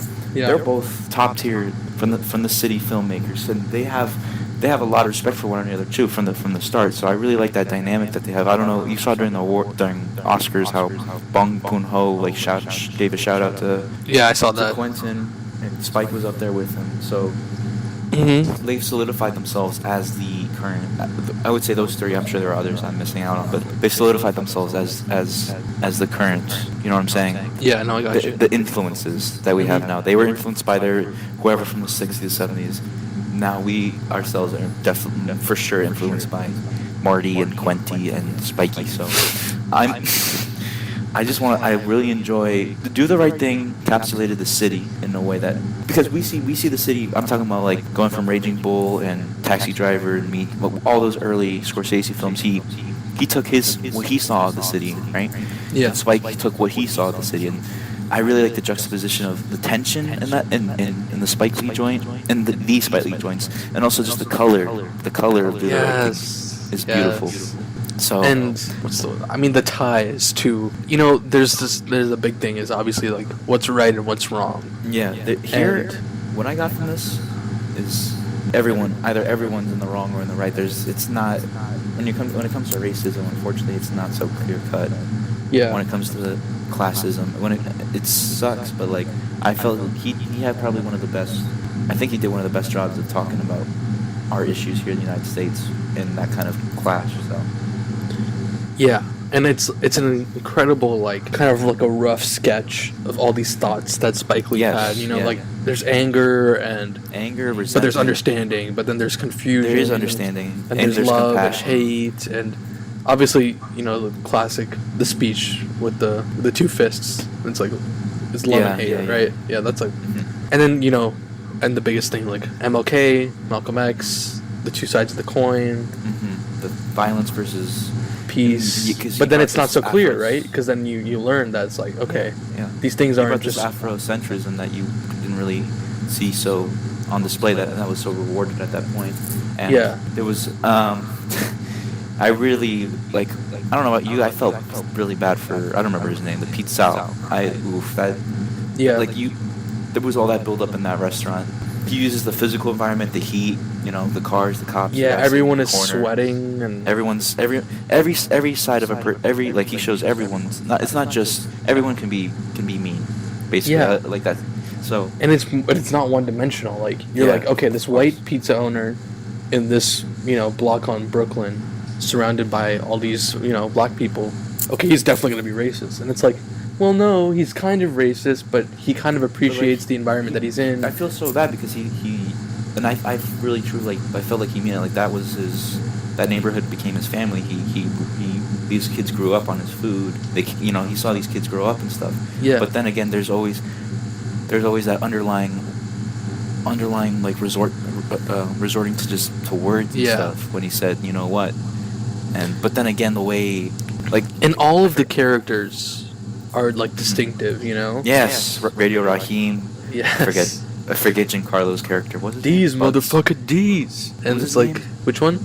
Giancarlo's character. Oh, bugging out. What's his name? Bugging out. Yeah, Bug. You scuffed my J's, man. like, because you kind of understand the argument from both sides. Like when it comes to race, like they're like, oh, why don't you got no black people up on the wall? Yeah. When something like. It's all race is not clear cut whatsoever. Like definitely at one point you can tell like this is going into history, whatever. Italians were not considered white. It took a lot of time. It took a lot of like effort to make them join that. The spora is the word, whatever that is. To join that definition of being white, they were considered guaps. Oh shit. Okay, how am I getting into? All right. But like you get what I'm saying. So I can understand that within Sal. And his pride for the people up on the wall and his people where they came from, but then you see his sons who are very one of the sons is chill, Turturro is just an ass, but yeah. Dude, I mean he's also so young in this movie. I barely even recognized him. But then you go to the blacks and they also have resentment that they shouldn't be having. But then again, sometimes you're like, you know what, we come from different places. It's just and I don't know.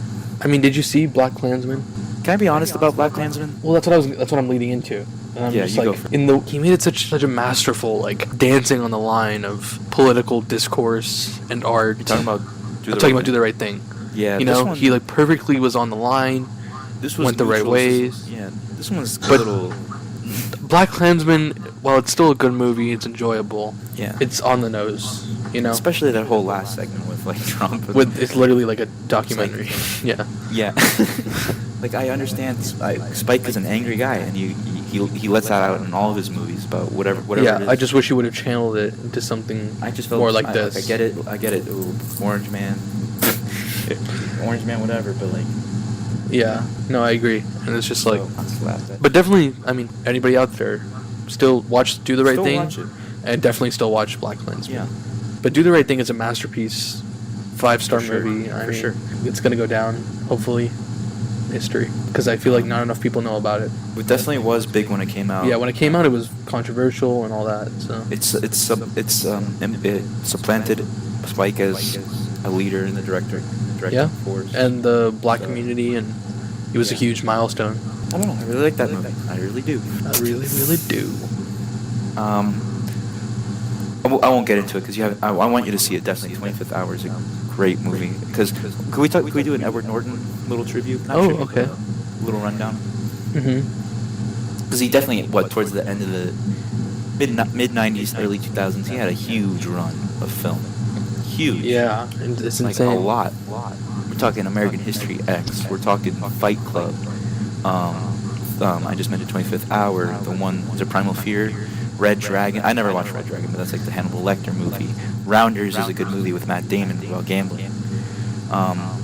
He did a lot of shit. So Yeah. I don't know.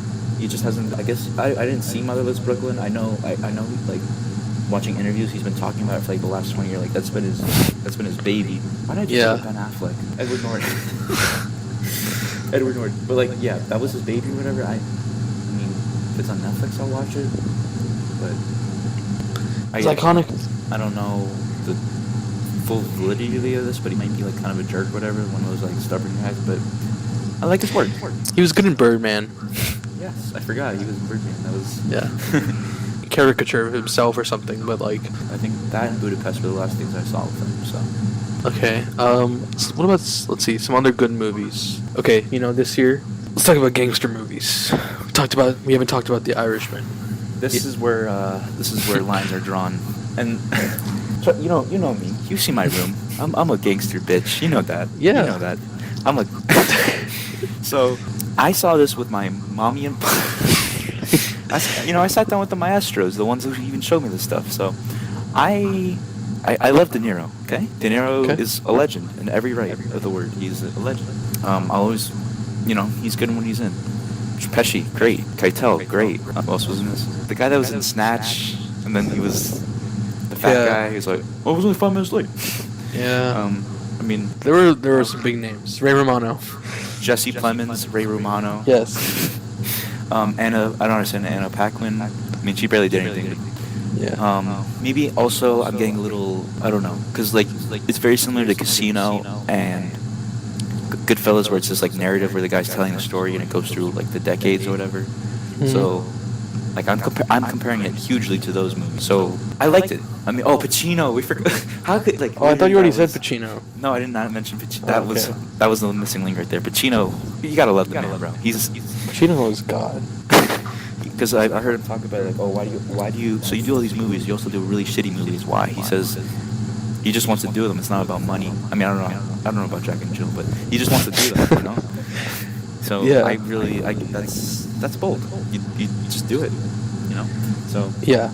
Okay. Anyway, Irishman was obviously not the greatest fucking freaking gangster movie. I completely respect though that if you like it, because I can see where. Yeah. It's just that it's been a while since we got something like that, and it's refreshing that it's here, and there's a whole different take on the second half where it's about Sure. aging and legacy, kind of an aspect we don't really get to look at. I mean, it's kind of hinted at in Goodfellas, but we never get to look at it. No, yeah, I know what you're saying there. It's definitely about. So for that aspect, I appreciate it. It's a good movie, good technical wise. I know how you feel about some of the de-aging. I feel specifically about that one scene. I'm not gonna say it, but Just say it, bro. They could have used a body double on him. Like, Yeah, but to be honest, I don't know if it's because I was watching it on my shitty computer or something, but he just came out. I really had almost no problems with this. God bless De Niro, bro. But Yeah. damn, dog, you are old now. I mean, even with its flaws, which I recognize, like, Yeah. it's still a landmark in VFX. I'm patiently waiting for the point where, I guess, I don't know how you would feel, but like where it becomes very commonplace almost. I think it already is. But more so than now, where people are writing about it. You know what I'm saying? Like where it becomes a common practice. So Yeah. because we've obviously seen it in the MCU, we've seen it in Gemini. Dude, think about Gemini Man. God, the MCU. The thing about that is like, they use it there for no reason. You know what I'm saying? It's just like, 10 years ago, Michael Douglas was saying goodnight to his daughter, and and it's just like, okay, They're just throwing that in there. yeah, just to say that we can do it. Okay. So, Have you seen? yeah. This is kind of a heel turn. I don't know if this relates to anything, but I'm just thinking of like really good movies. Have you seen There Will Be Blood? That's the one with... Daniel Day-Lewis. Yeah, no. It was on Netflix for a while. I'm like, but I never did. So Damn I dog. can't cap on you. I can't cap. You're missing out. You're missing out. I'm gonna go to my letterbox. I'm gonna look at what I Oh, stand. how'd you know where I was? Ooh, got him. Okay, well, while you're pulling that up, since we were kind of circle back, talking about Irishman, what about Goodfellas? You know, you and I both love Goodfellas. Yes, of course, classic. I mean, it's a milestone for those type of films, those long biopics. I don't know, whatever you want to call it. Yeah, peak Pesci, peak Liotta, peak De Niro. I mean, what else can you ask for? Say? So I'm looking right now. I'm a big Scarface bitch too. You know that. Yeah, I know that. And that's very much setting and in the characters and Pacino and the music and that's iconography. Is that how you say it? That's like the character of Scarface really set the tone for a lot of people. You know, that's a cult classic. The poster, the outfits. Yeah. So I really like that movie. But Okay, my turn. yeah, sure, go ahead. I mean, well, I wanted to talk. Well, you haven't seen The Departed, so I guess we won't talk about that. But you haven't seen The Florida Project? No, I do want to see that though because that feels like very too real. It feels Yeah. like too real. It is really real, really, really real. Let's do it. Let's give it the faux clap in this bitch. All right. Okay, what about Snatch? Snatch is fun. Snatch is good fun. I like the scope. Like I said this before, I like a big ensemble cast. Yes. And that I has love really the energy. yes, like- definitely. Where it's like almost like Pulp Fiction, but it's more fast paced and it's Yeah. like it does zoom through a lot of stuff, but like that. funny and entertaining, and it's just like it's like one of those movies where I'm just like, okay, anytime, Richie, right? yeah, anytime this is on, you just want to watch it, want to sit back, relax, you know. And there's just some good lines, some good memorable parts. Yes. That's not a gun, Vincent. It's a fucking anti-aircraft.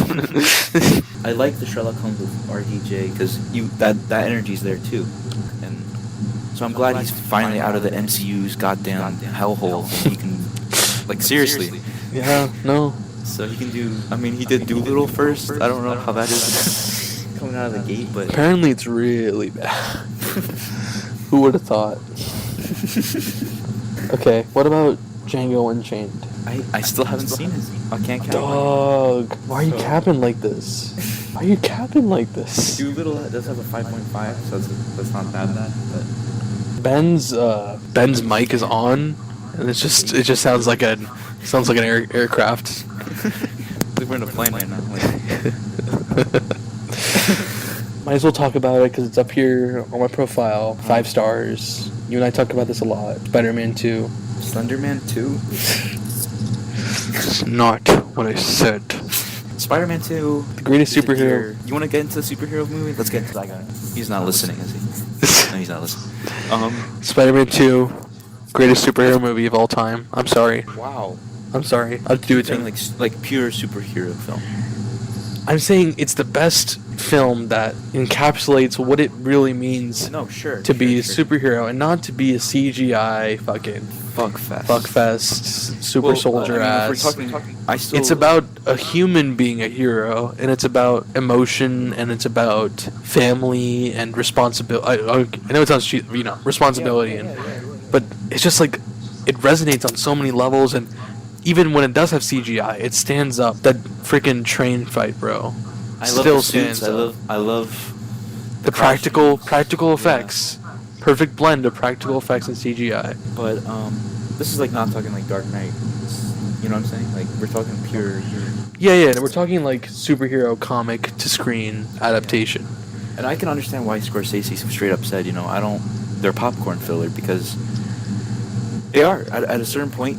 You can only do so much with when you're trying to do. You know what I'm saying? Yeah.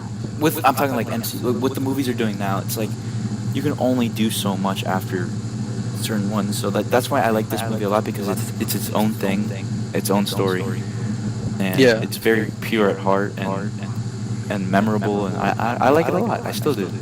Yeah, and that's So- why it's my personal favorite.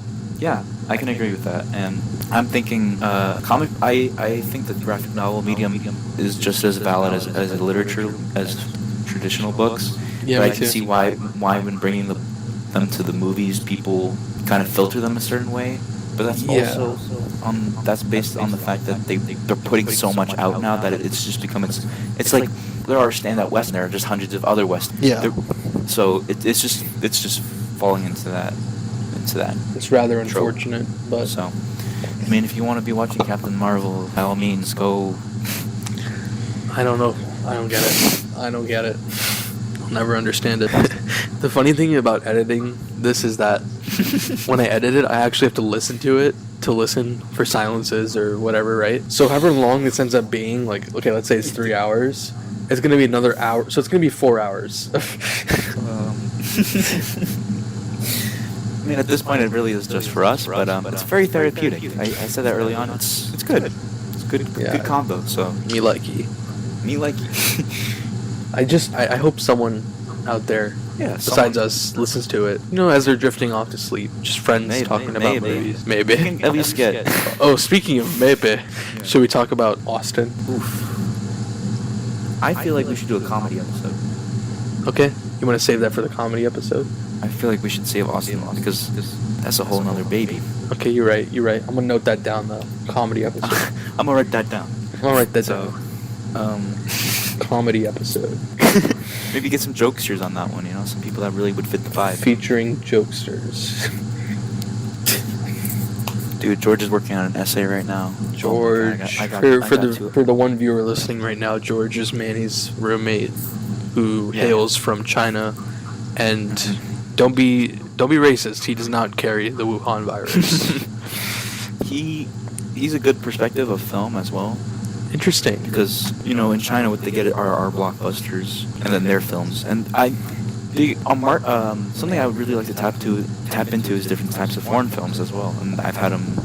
We watched one or two movies from there, and it's interesting. It's awesome to see how language and different cultures take in the medium and spit it back out in their own ways, and that's why like something like Parasite, we get something like Parasite. You know what I'm saying? It's a different Yeah. perspective completely of how film is done. That's So, another reason I recommend The Departed. It's actually based off of a Chinese film. Oh damn! So Scorsese adapted it. It's pretty good. It's interesting to see the differences. I really want some French fries right now. I'm not gonna. But I'm gonna hold back. Keck. Talk about Knives Out. Freaking Knives Out. Okay, yeah, we haven't. I feel like we haven't talked too much about that one. So, I'm not like batshit crazy about it, but I liked. It was a difference. It was a good story. It was cool. Like once again, ensemble. I really love that. I really love that aspect of the film. Yeah. There were some funny characters. Definitely a who's who of the last like 3 years of actors. Besides that, the girl, I don't know, Guatemala, whatever her name was, I don't know her name. So, Yeah, Daniel no. Craig being slick.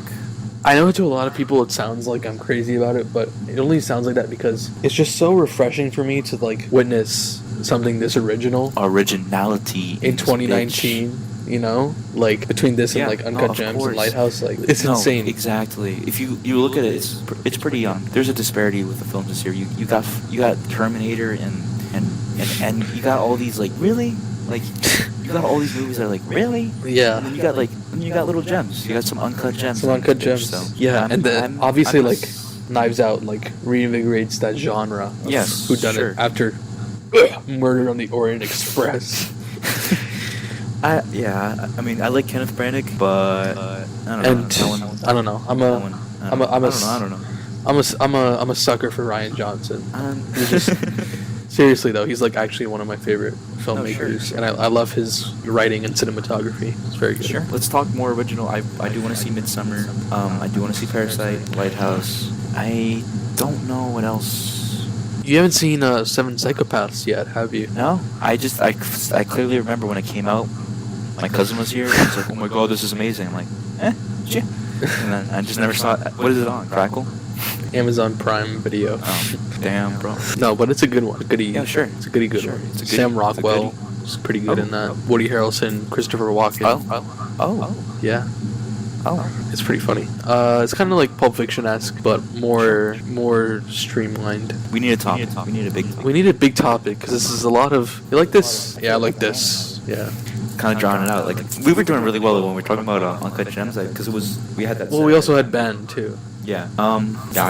Let's just choose it. Let's make it a little challenge. Not challenge, but you know what I'm saying. Like, no, I'm totally. let's down. choose a topic Something. and just try to like talk about it as long as we can with as little Cool. gaps as we can. At Like a podcast. this point, this is This is like a YouTube like. I want to talk. I want to talk about the spur of like based on real life films. I'm talking Hidden Figures. I'm talking Bohemian Rocket Man. Oh, First Man, Selma. You know what I'm saying? Like, Yeah. Also, because these are all very focused. Well, except for Bohemian and Rocket Man, all these are focused on the '60s, civil rights, space race. Yeah. What do you think overall of that era for making film? Are you saying specifically the 60s? Yeah, I'm gonna go with the '60s. Just all the tribulations in that time. It was a very conflicted, a lot of conflict. You know what I'm saying? Like Vietnam. I mean, it's And one we've- of the most popular decades for that Sure, reason. sure. I mean, Rock and roll. remember The Help? Yeah, I saw that. I don't hate those movies per se. No, I don't. But you get- I definitely don't like it. I'm just saying, like No, those no, I in know, the I know 60s. Like, they feel a little. They don't invigorate. Yeah. Sometimes. So. And that's kind of how I feel about Hidden Figures, sort of. Is that it's okay to say? I don't know. It's a good. I'm also thinking about Butler with Forrest Whitaker, but like no.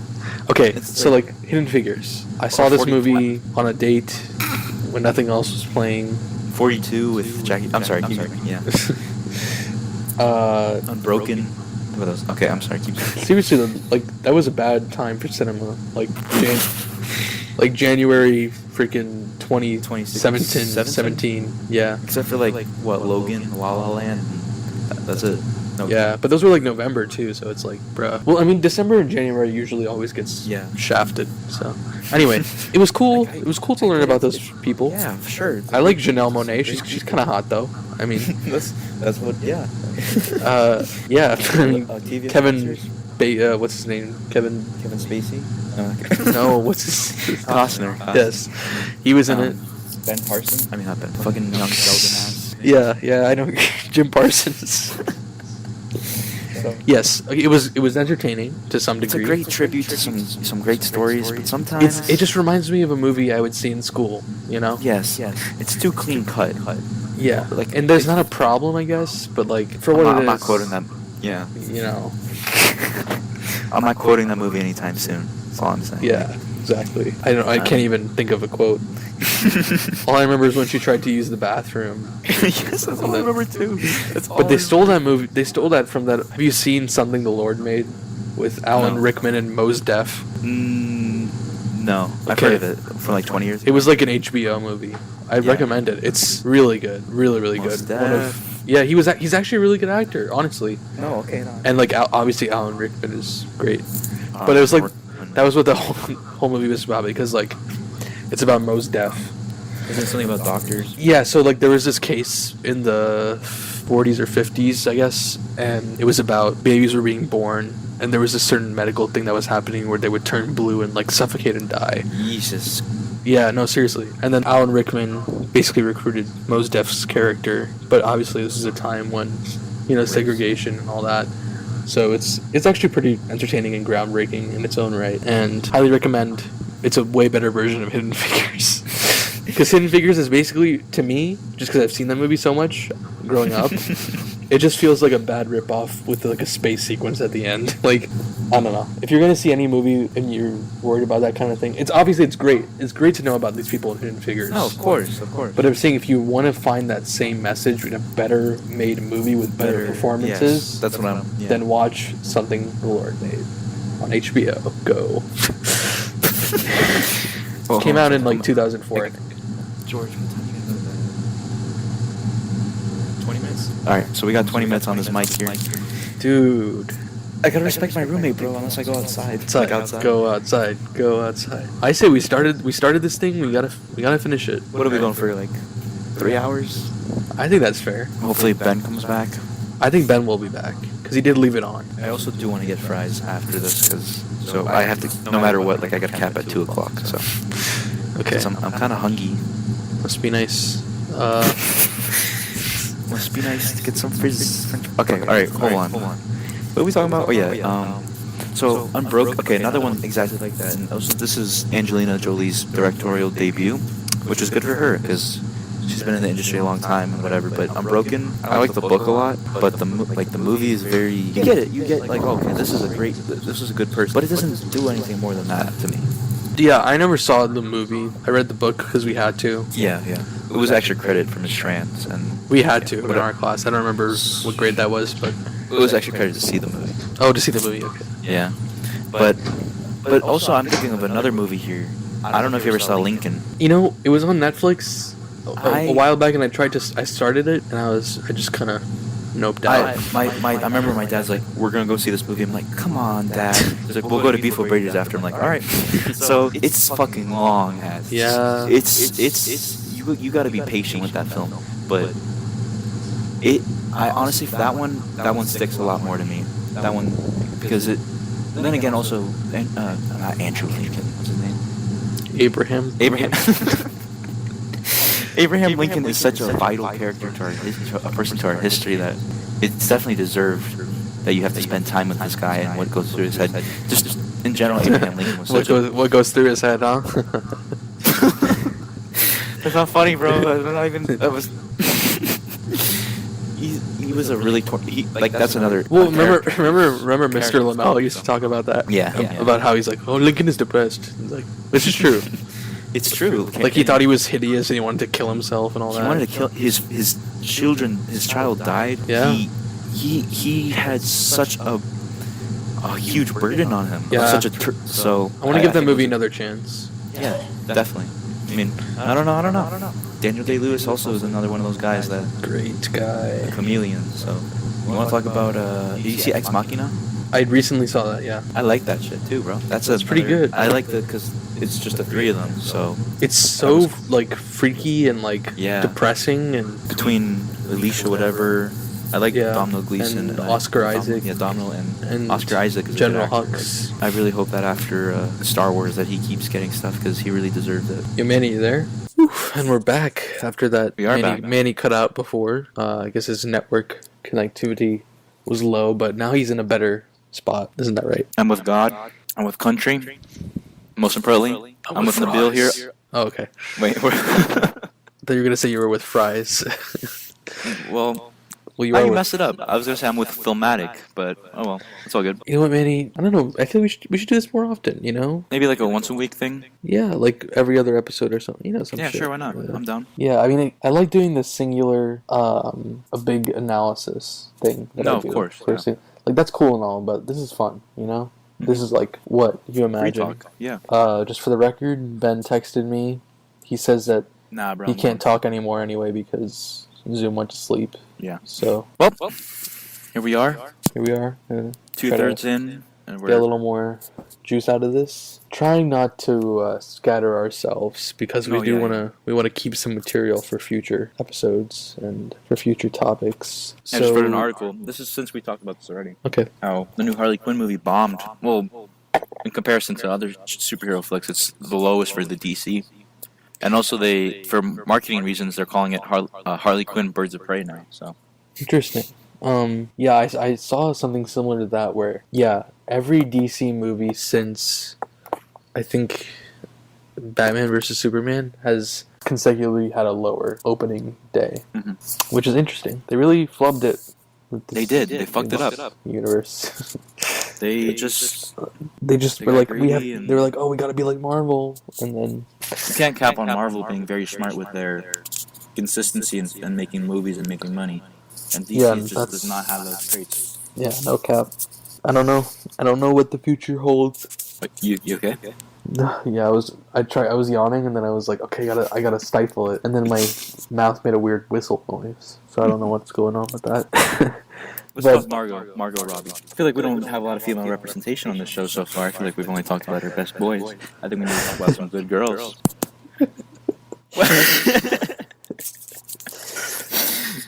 No. No, for real though. I haven't seen Wolf of Wall Street. Me neither. I mean, I've seen some scenes, but She was in Bombshell. yeah, she was nominated, I think. You know who is badass though is Charlize Theron. She's actually a good actress. But I'm here for Margot. So let's see. We're talking Once Upon a Time. Oh, I forgot she was in Once Upon a Time in Hollywood. She was wow. Yeah, She was very symbolic in that film. yeah. So She had some. She only got like 2 big scenes, but yeah. I mean, it was good for what it was, I guess. She I, Tanya. I never saw that, but apparently she did a good job with that. Yeah, it seems like she's a pretty good actress. Yeah, she is. Like I think we're just waiting for Yeah, her own solo breakout, not Harley Quinn, something like her own thing. Because I, Tanya didn't do that. Mary Queen of Scots I didn't see, but that's how you say your name, Ronan and her. You know, you just want her to have just good roles is what she should aim for, and I hope she does get some stuff. yeah, I'm sure she will. Oh, Peter Rabbit. She was in Peter Rabbit. Both of them. What? So, take that back. And she was in Goodbye Christopher Robin. What's your favorite movie from the Cornetto trilogy? Go. Oh, wait, that's comedy. That's comedy. Hot Fuzz. No, yeah, I agree. Hot Fuzz, definitely. Although Shaun of the Dead is Shaun of the Dead is good. I never saw World's End. No one saw World's End. Anyone who's a fan of that trilogy automatically has. Most of them have not seen World's End. Hot Fuzz is so fun and goofy. Yeah. But that's for the comedy episode, guys. I have to restrain myself. Are we gonna have a Seinfeld episode? Yeah. Bet. I gotta watch. I have to keep watching it. I haven't watched it in a while. Me too. I totally stopped. I started rewatching Nathan For You on Jerry Hulu. Show. Yeah. You were the guy who took the what did he take? The salt? Salt. The Kramer copy. What did he take from the? Oh yeah. The raisin. The raisin. The box. Raisin Rux. Anyone listening right now thinks we're psychopaths. We're just one of those characters with so much conviction. You know, we're living in a society. So you know what time it is? Oh my god. I love Jason Alexander. I mean, what else does he know? I don't know. He's so tied to that role, but you can't help yourself. He's in something new, actually. I feel like I just saw a trailer that he was in. Hold on. Apparently he's pretty active on Twitter. He was in Pretty Woman. Something recent, though. I know something recent. Well, I look for that. Are we going to do a Amber Heard segment? Because I feel like that's something that should be mentioned. Let's do it. You take a man like Johnny Depp. You want to do a full story? Full context? No, sure, yeah. Based off my knowledge. Me Too. End of 2017, I think? Yeah. Right? Kevin Spacey Oof. is the domino that knocks us all over, which... No, Weinstein. It was Weinstein first. Sorry, Weinstein. It was pretty close. It was like within a week period. Yeah, it was within the week. But Weinstein was the first story that... Keep going. Harvey Weinstein. The...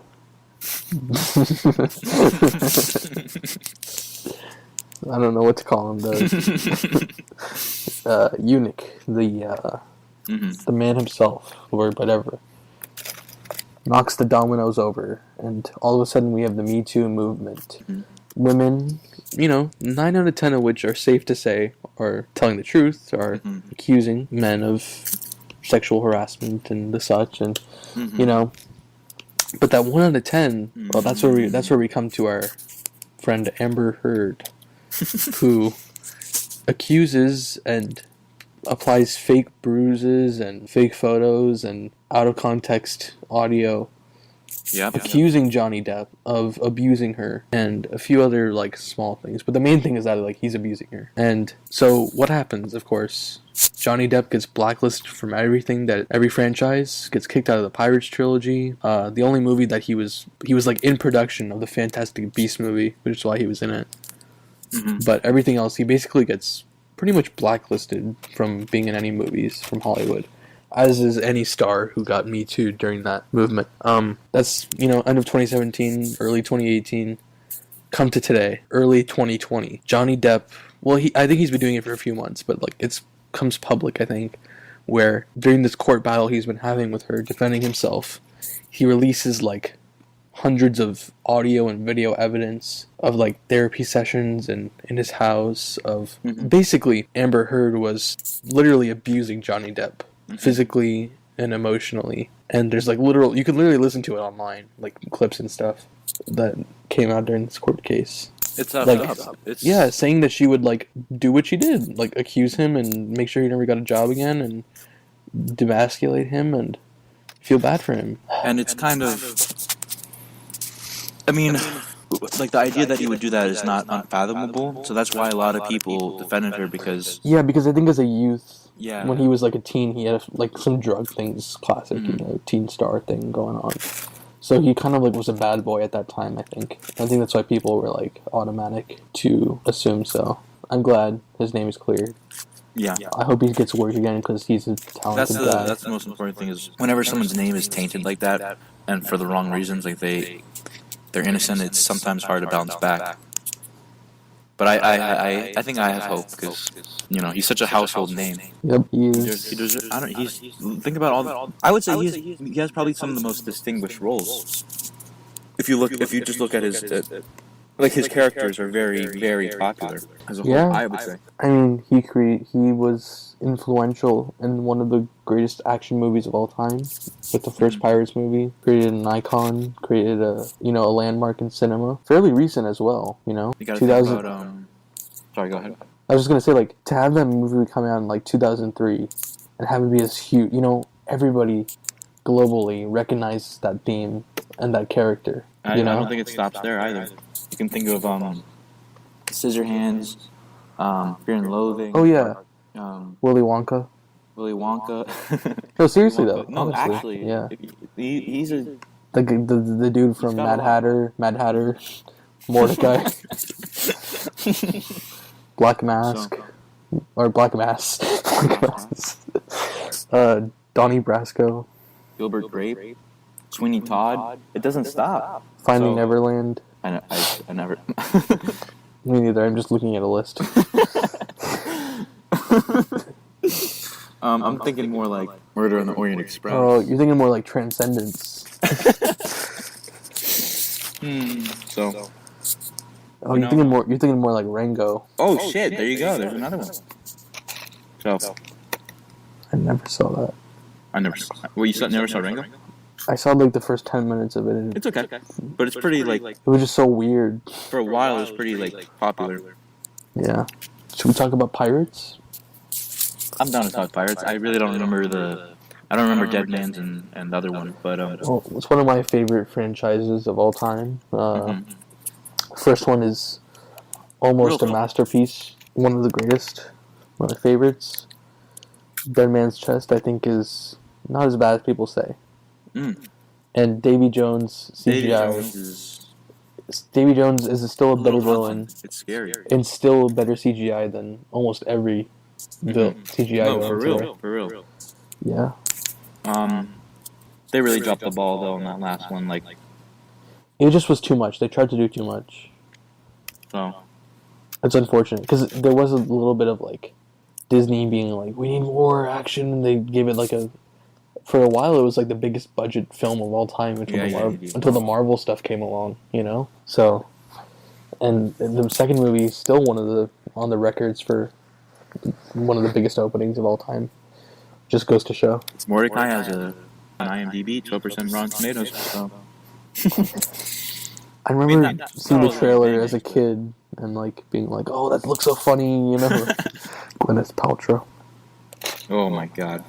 I'm glad she got her head chopped off, and she gets her head cut open in like every other movie, because thank goodness. I don't know, if she was my mommy, I'd be a little... I don't know. If she was my mommy... I don't know, man, like, if she was feeding me goop every night, Stop. I think I'd call Child Protection Services, like, on my own. Like, dude, they're gonna pull our sponsors. Stop. Dude, she didn't... What? You imagine, like, if it's like 3 a.m. and I check the library and all the files are corrupted, we lose everything. Oof. Kind of glad I took that nap. Yeah, you're lucky. I'm like, oh shit, what time is it? And then it's like 10:47. Well, I'm glad you guys waited for me, because yeah. Yeah, bro, no problem. What'd you think of Ride Along? Because We're not it's literally it's literally a related movie to Mordecai. I'm sorry. I don't like them. I mean, Me neither. yeah, like no. Unfortunately, just because of the amount of times it's been on TV in my house and the amount of times because I just seen it in theaters, it's sad how many times I've seen Ride Along too. It really hurts me. You ever see Snatched? I love Snatch. I haven't seen it, and I don't want to see it. It's just it's showing up in my recommend. Yeah, I see it. I'm looking at Stuber, Hot Pursuit. Oh shit! You remember Hitman's Bodyguard? I just remember the trailer. Yeah, I don't know if that was any good, but they're making a sequel. It's part of a film series. All right, we need to back out. We need to back out of the comedy. They're doing the Hitman's Wife's Bodyguard this year. Yeah, that's a sequel. Oh fuck! What about Free Guy? What do you think about Free? Let's do a rundown of Ryan Reynolds. You think he's so attached to the role of Deadpool, or he's got range? Nah. So far, every comedy thing I've seen has been a Deadpool act. So I'm gonna have to say an amen to that because I mean, prove me wrong. You know, like I'm looking maybe Pikachu, but even then, that's still just him. No, I can't say any of these. Even when he was Green Lantern, he was trying to be Deadpool. Yeah. The Croods. Dude, this is insane. He's been in 2 movies where the poster looks exactly the same. Look up Safe House and Woman in Gold. The posters are exactly the same. Man, that's too much work. No, dude, just do it. No, type it into Google. Safe House, Women in Gold. No, well, let's look up one of them and look up the other. They're both Ryan Reynolds movies. And tell me the poster's not the exact. Okay, yes, I see it. I hate that shit so much as when posters are. You think it was on purpose? I don't know. They probably excuse me, Mr. Designer. There's no way to. Very similar to Safe House. Yeah, bitch, I did that one too. What the fuck you think? Like, it's like I get I don't know. Sometimes it's just uncreative looking, and that is that right there. Oh, man. I think they both have the White House in the background. No, I'm looking. That took me to a site, and the site has a related article about The Hangover. I want to talk about The Hangover. Nope. He was married to Scarlett Johansson. Huh. For 3 years. Word. Oh, she's been married twice. I want to talk about a marriage story. Am I Talk right? about a double marriage story right there. Wow, she really gets the emotional impact of a divorce, doesn't she? Anger me. I never saw Room. Did you ever see that? Not The Room. The one where she's locked in her room. Yeah. I don't know, but Evan was going on about that. It's on Netflix though, so. Yeah, I'm good. Doesn't sound like something I enjoy. You ever gonna do a Bollywood episode? Maybe I'll watch 2 Bollywood films, get a little caught up, or Yeah, you bro, think that's not the right audience? there are a lot of them on Netflix now. Okay. I can tell you which Maybe ones are go. good. You can watch one old school one, Yeah. and one new age one, and then we could talk about it. It'd be interesting to see from your perspective, and sure. from my perspective. Bollywood. Hey guys, this is the Bollywood episode. This is good. You know, we're changing the format, changing up the format. Yeah, you gotta. Let's get creative. Let's get creative. You ever see those videos? Don't hug me, I'm scared. Yeah, of course. That's why I said that. Dude, let's do it. what a series! What a series! Let's do it. Don't hug. No, let's not do it. Nah, bro. Do I look like Matt Pat to you? Yeah, after Matt Pat. That's the only time I respect Matt Pat, to be honest. Yeah, TBH. TVH, I'm like, Don't hug cool, me, this I'm is scared cool. era. But after Yeah. that, I don't. Kong Skull Island, I mean, starring Brie Larson and Loki, Tom Loki. Holland, Nass. Bitch. Tom Holland was in this. No, all those Marvel white boys blend together, dude. Tom Hiddleston. You know, all the girls are like, "Oh my Chris God, Pratt. Tom Holland." Who's your favorite Chris? Oof. Remember the meme that used to go around before Avengers Infinity War where it's like, hey, imagine they're all on set and they're like, hey Chris, and everyone turns around. Anyways, guys, for any of you listeners right now, just so you know, it's 2 a.m. Manny had a big nap and I didn't, okay? Just remember that. Big nap. Okay? It's not fair. I give credit to radio hosts because they got to do this 4 hours a day. I mean, if it's first thing in the morning, I could do it. This is not good. I'm looking at Brie Larson filmography. I see Basmati Blues. Hold up. A young scientist is sent to India to sell genetically modified rice. She's starring alongside Utkarsh Abudkar. That's very bold of her. She was in 21 Jump Street? Yeah, she was the theater bitch. Basmati Blues. Buy Basmati Blues on Microsoft Store, okay? How much do you think it is to buy? I don't know, dude. I've never been on Microsoft Store. $12. That's a lot. You can also rent it. iTunes actually has pretty good prices. I've seen recently. They had like Oscar sale where it's like $5 rentals or something. It's pretty good. Oh my god, she gets married to him. Thanks. Thanks a lot. Hindustan Times.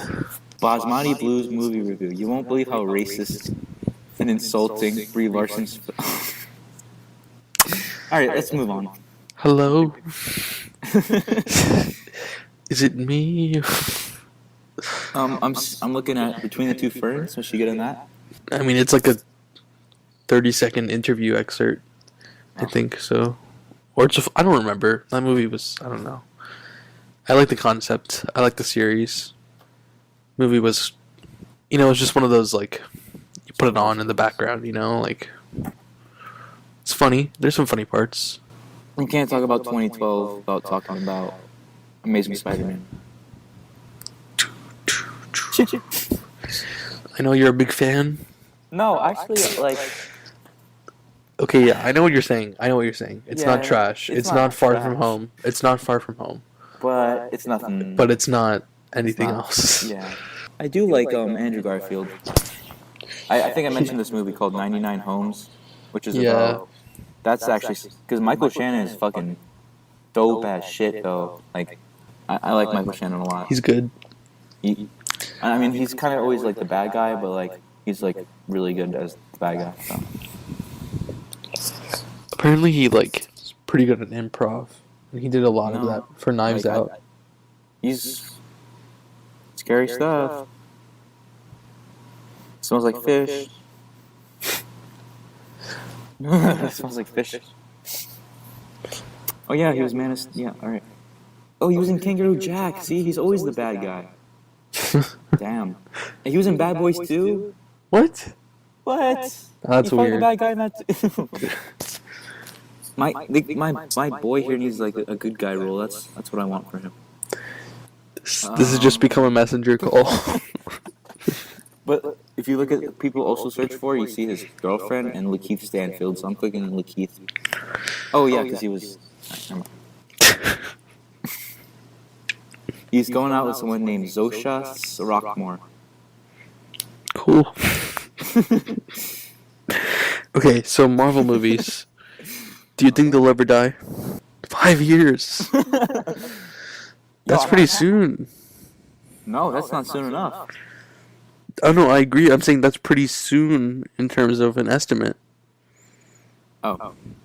You know what I'm saying? Because they already have a lineup for 3 years, I think. 6 years. I'll say 6 years. Take it or leave it. That's honest. So you think 2026 ain't no one going to no theater to see Avengers 8? You said it yourself. Avengers 8. There's got to be. There's a breaking point. There is a For everything. point, and I'm waiting for that day so that we can. It's gonna be great. So that'll be a break, and then if they don't want to do 1 or 2 more superhero movies that are good, and then I'll be happy. It's just interesting that it's become so popular.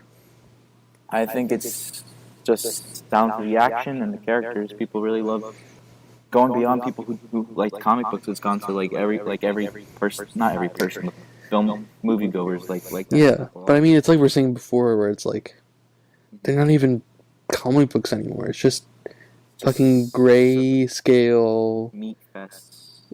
Punching. There's no color. There's no real action. There's no real character moments. It's just quip. Quip. Bad guy. Quip. Bad guy, CGI. Bad guy, fight army. Fight CGI army. Okay, apparently I guess she's Cuban. The girl in Knives Out was in Despicable Me. Oh, she did this. She was the Spanish voice of. Wow, she was the dub of, I think, Agnes or Margot. Oh. Cool. Little fun fact for you guys here on Filmatic. Bet you didn't know that shit. But you never seen Panda Style before. You ever hear that? Was that from the movie or was that? I thought. Because whenever you ever have the Kung Fu Panda Wii game? No. Okay, so you remember, you had a Wii though, right? At some point? I mean, yeah. Okay. Oh shit, my screen. Oh shit, okay, never mind. Okay. I looked like Kung Fu Panda and then So- went black for a second. You know when you press, like, you load the disc in, right? Then you try to press on that, like, application. Yeah. And normally there's, like, a sound effect, depending on what it is. Like, either a music bit or... So for Kung Fu Panda, it was a voice line. And it was like, you click it, it's like, bing, but you never seen Panda Style before. It's just like, that's ingrained in my head. Also, it was a good game. Good game. Just saying. What do you think is the worst Madagascar franchise? The No. word? What? DreamWorks. Oh, I'm going with the Croods. I need to look at a full list before I Or make a... Turbo. Or Ferdinand's Blue Sky. No, I hate. I'm sorry, I hate Boss Baby. I'm not gonna cap on you. Are we People like that counting all movie. those? Like, disgusting ones? Like... Yes, I hate Boss Baby with a burning passion. Fuck Al. No, don't fuck him, but like, fuck Alan Baldwin in this movie. Oh, Tobey Maguire was in this. But barely. He just played the He was just adult the older- version. Yeah. Gonna say My about Toby. brother, Tobey Maguire, has just not done anything.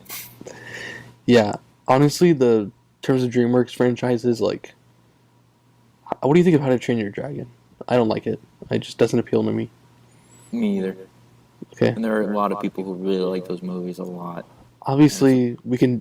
Shrek is its own thing. Let's just put Shrek And aside. Shrek can be fun. This shit's trying to be too serious sometimes. Yeah, but I'm saying, like, drag. Kung Fu Panda 1, Sure. Genius. I will. genius. Honestly, it's genius. Who would have thought? It's such a stupid idea on paper. Holy fuck. It's- is that it's- a snake? Oh shit, it's a sprinkler. Oh fuck, I gotta go. Oh shit, I'm about to get rained on. Holy shit. I'm running. Oh fuck me. Fuck. I'm not getting wet. Alright, I'm okay. You good, bro? I'm about to get soaked. Well, you're safe now, right?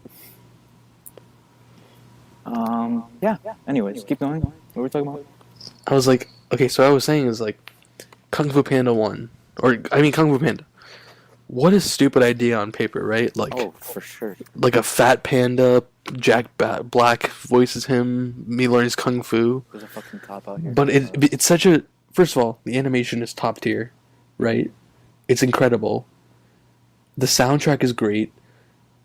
It's actually, like... And I read this whole thing, and there was, like, this statement from, like, the Chinese, like, Film Association or something, or cultural... There's a cat. I just got scared. I'm scared. Okay, keep going. Okay, sorry. Where the Chinese... Are you good? No, I'm better now. Okay. Like, the Chinese people were, like, proud of the creation and the depiction of Chinese culture in Kung Fu Panda, Okay. and how it was, like, on point. And it has a good message. It's wholehearted. It's funny. Legitimate. Like, there's no, like, there's slapstick comedy, but it's funny, Sure. It's just, like, it's underrated, I feel like. It's one of my favorite animated movies. I'm just going in an elevator. You can keep talking. No, well, I mean, that was my thing, so. Oh. Okay. I mean, like, I'm not as big on that movie, but I can respect your opinion. I think Madagascar. Madagascar. Talk about Madagascar. But like, I was gonna get to that. DreamWorks does have a funny range of funny films, like that throw in they they can be different from the pitch, like the, you know what I'm saying, like versus Disney, which has this like clean image. They can do like goofy things for adults as well. Yeah, I think DreamWorks has had more of an effect on me, animation-wise, growing up, than Disney. Going up an elevator. We come through town with a motherfucking brown. Oh, we rapping down. No, I didn't mean not like freestyle. Okay, we're back with Manny, who's cut out again because of his Connectivity crafting. issues. Yeah, Nothing hopefully, more. Nothing more. hopefully we can figure that out for next time. But anyways, it's been a long, lengthy discussion. Yeah, we've good. Ben Becker was here. Cooper was here. Cooper was here. Zoom was here. We talked about every movie we could think of that was recent and relevant. We talked about Uncut Gems. How long is this gonna take to edit? I'm hoping no more than 3 hours. But Jesus Christ. I'm scared, Dutch. Alright. I'm afraid. I gave you all I had. Anything you want to add? If you listen, I mean, I just want to say I'm sure I'll check this out, obviously. But if there's any of you out there who actually listened through the whole goddamn thing, oh, Damn. much If you love. could- much if you- love. If you made it through this whole thing, and you Come to can me and I'll send, give you $30. yeah, if you could send proof, like screen record the entire time it's on or something, like You get holy- to be on the. You get to. You yeah, you get to be in the next one. You get to meet. You get to meet. You get to come. You get to come to my Yeah. my party.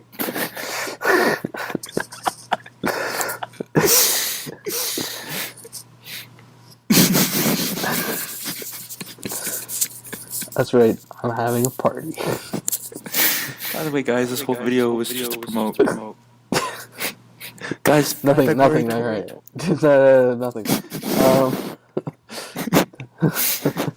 I just want to. Can I give some Okay. thanks? Can I give? Oh, Yeah, garbage go truck is here. Anyways, I want to give some thanks. Okay. Thank you to my parents. Thank you to my family. Thank you to Lee. Just want to say thank you to Wolf. And Hey, just a warning before you continue your thank yous. Just be careful. You might get played off.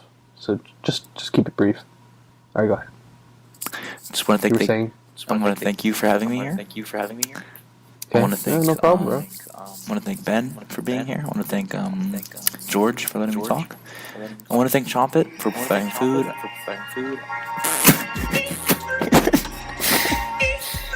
And I hope everyone has a good night. Make sure to sleep tight and don't let the bug. That's as much as I can play without getting copyrighted. So probably still will get copyrighted, and they'll take it off Apple. But you know how it You is. put this on Google Play? I'll listen to it. I would listen to your thing if it was. Yeah, it's on Google Podcasts, bro. Oh shit. It's on Anchor, Spotify, Google Podcasts, Apple, something called Breaker. There's a few other ones. Well, Thank you for coming on. well, no, thank you for having me I on. think we could really phase this into something good. No, yeah, sure. I mean, Maybe make you a regular, make you a co-host or something. I'm down to be supporting cast, Supporting cast. I like that. So We could maybe get some other folks on, get different opinions. I definitely want Yes. to hear some controversial figures talk. get Evan back on. Yep. Hopefully he couldn't make it today. Yeah, I'm sure we can get some nogs, some bros, some goons. goons, and some gangs on. And next up, I think we'll probably be talking about comedy, most likely.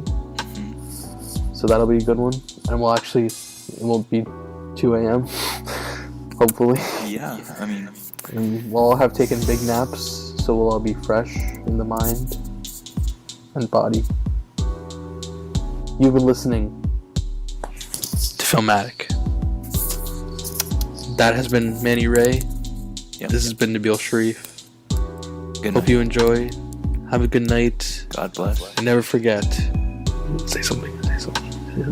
And never forget. Reach for the sky. Toy Story. This is how I win.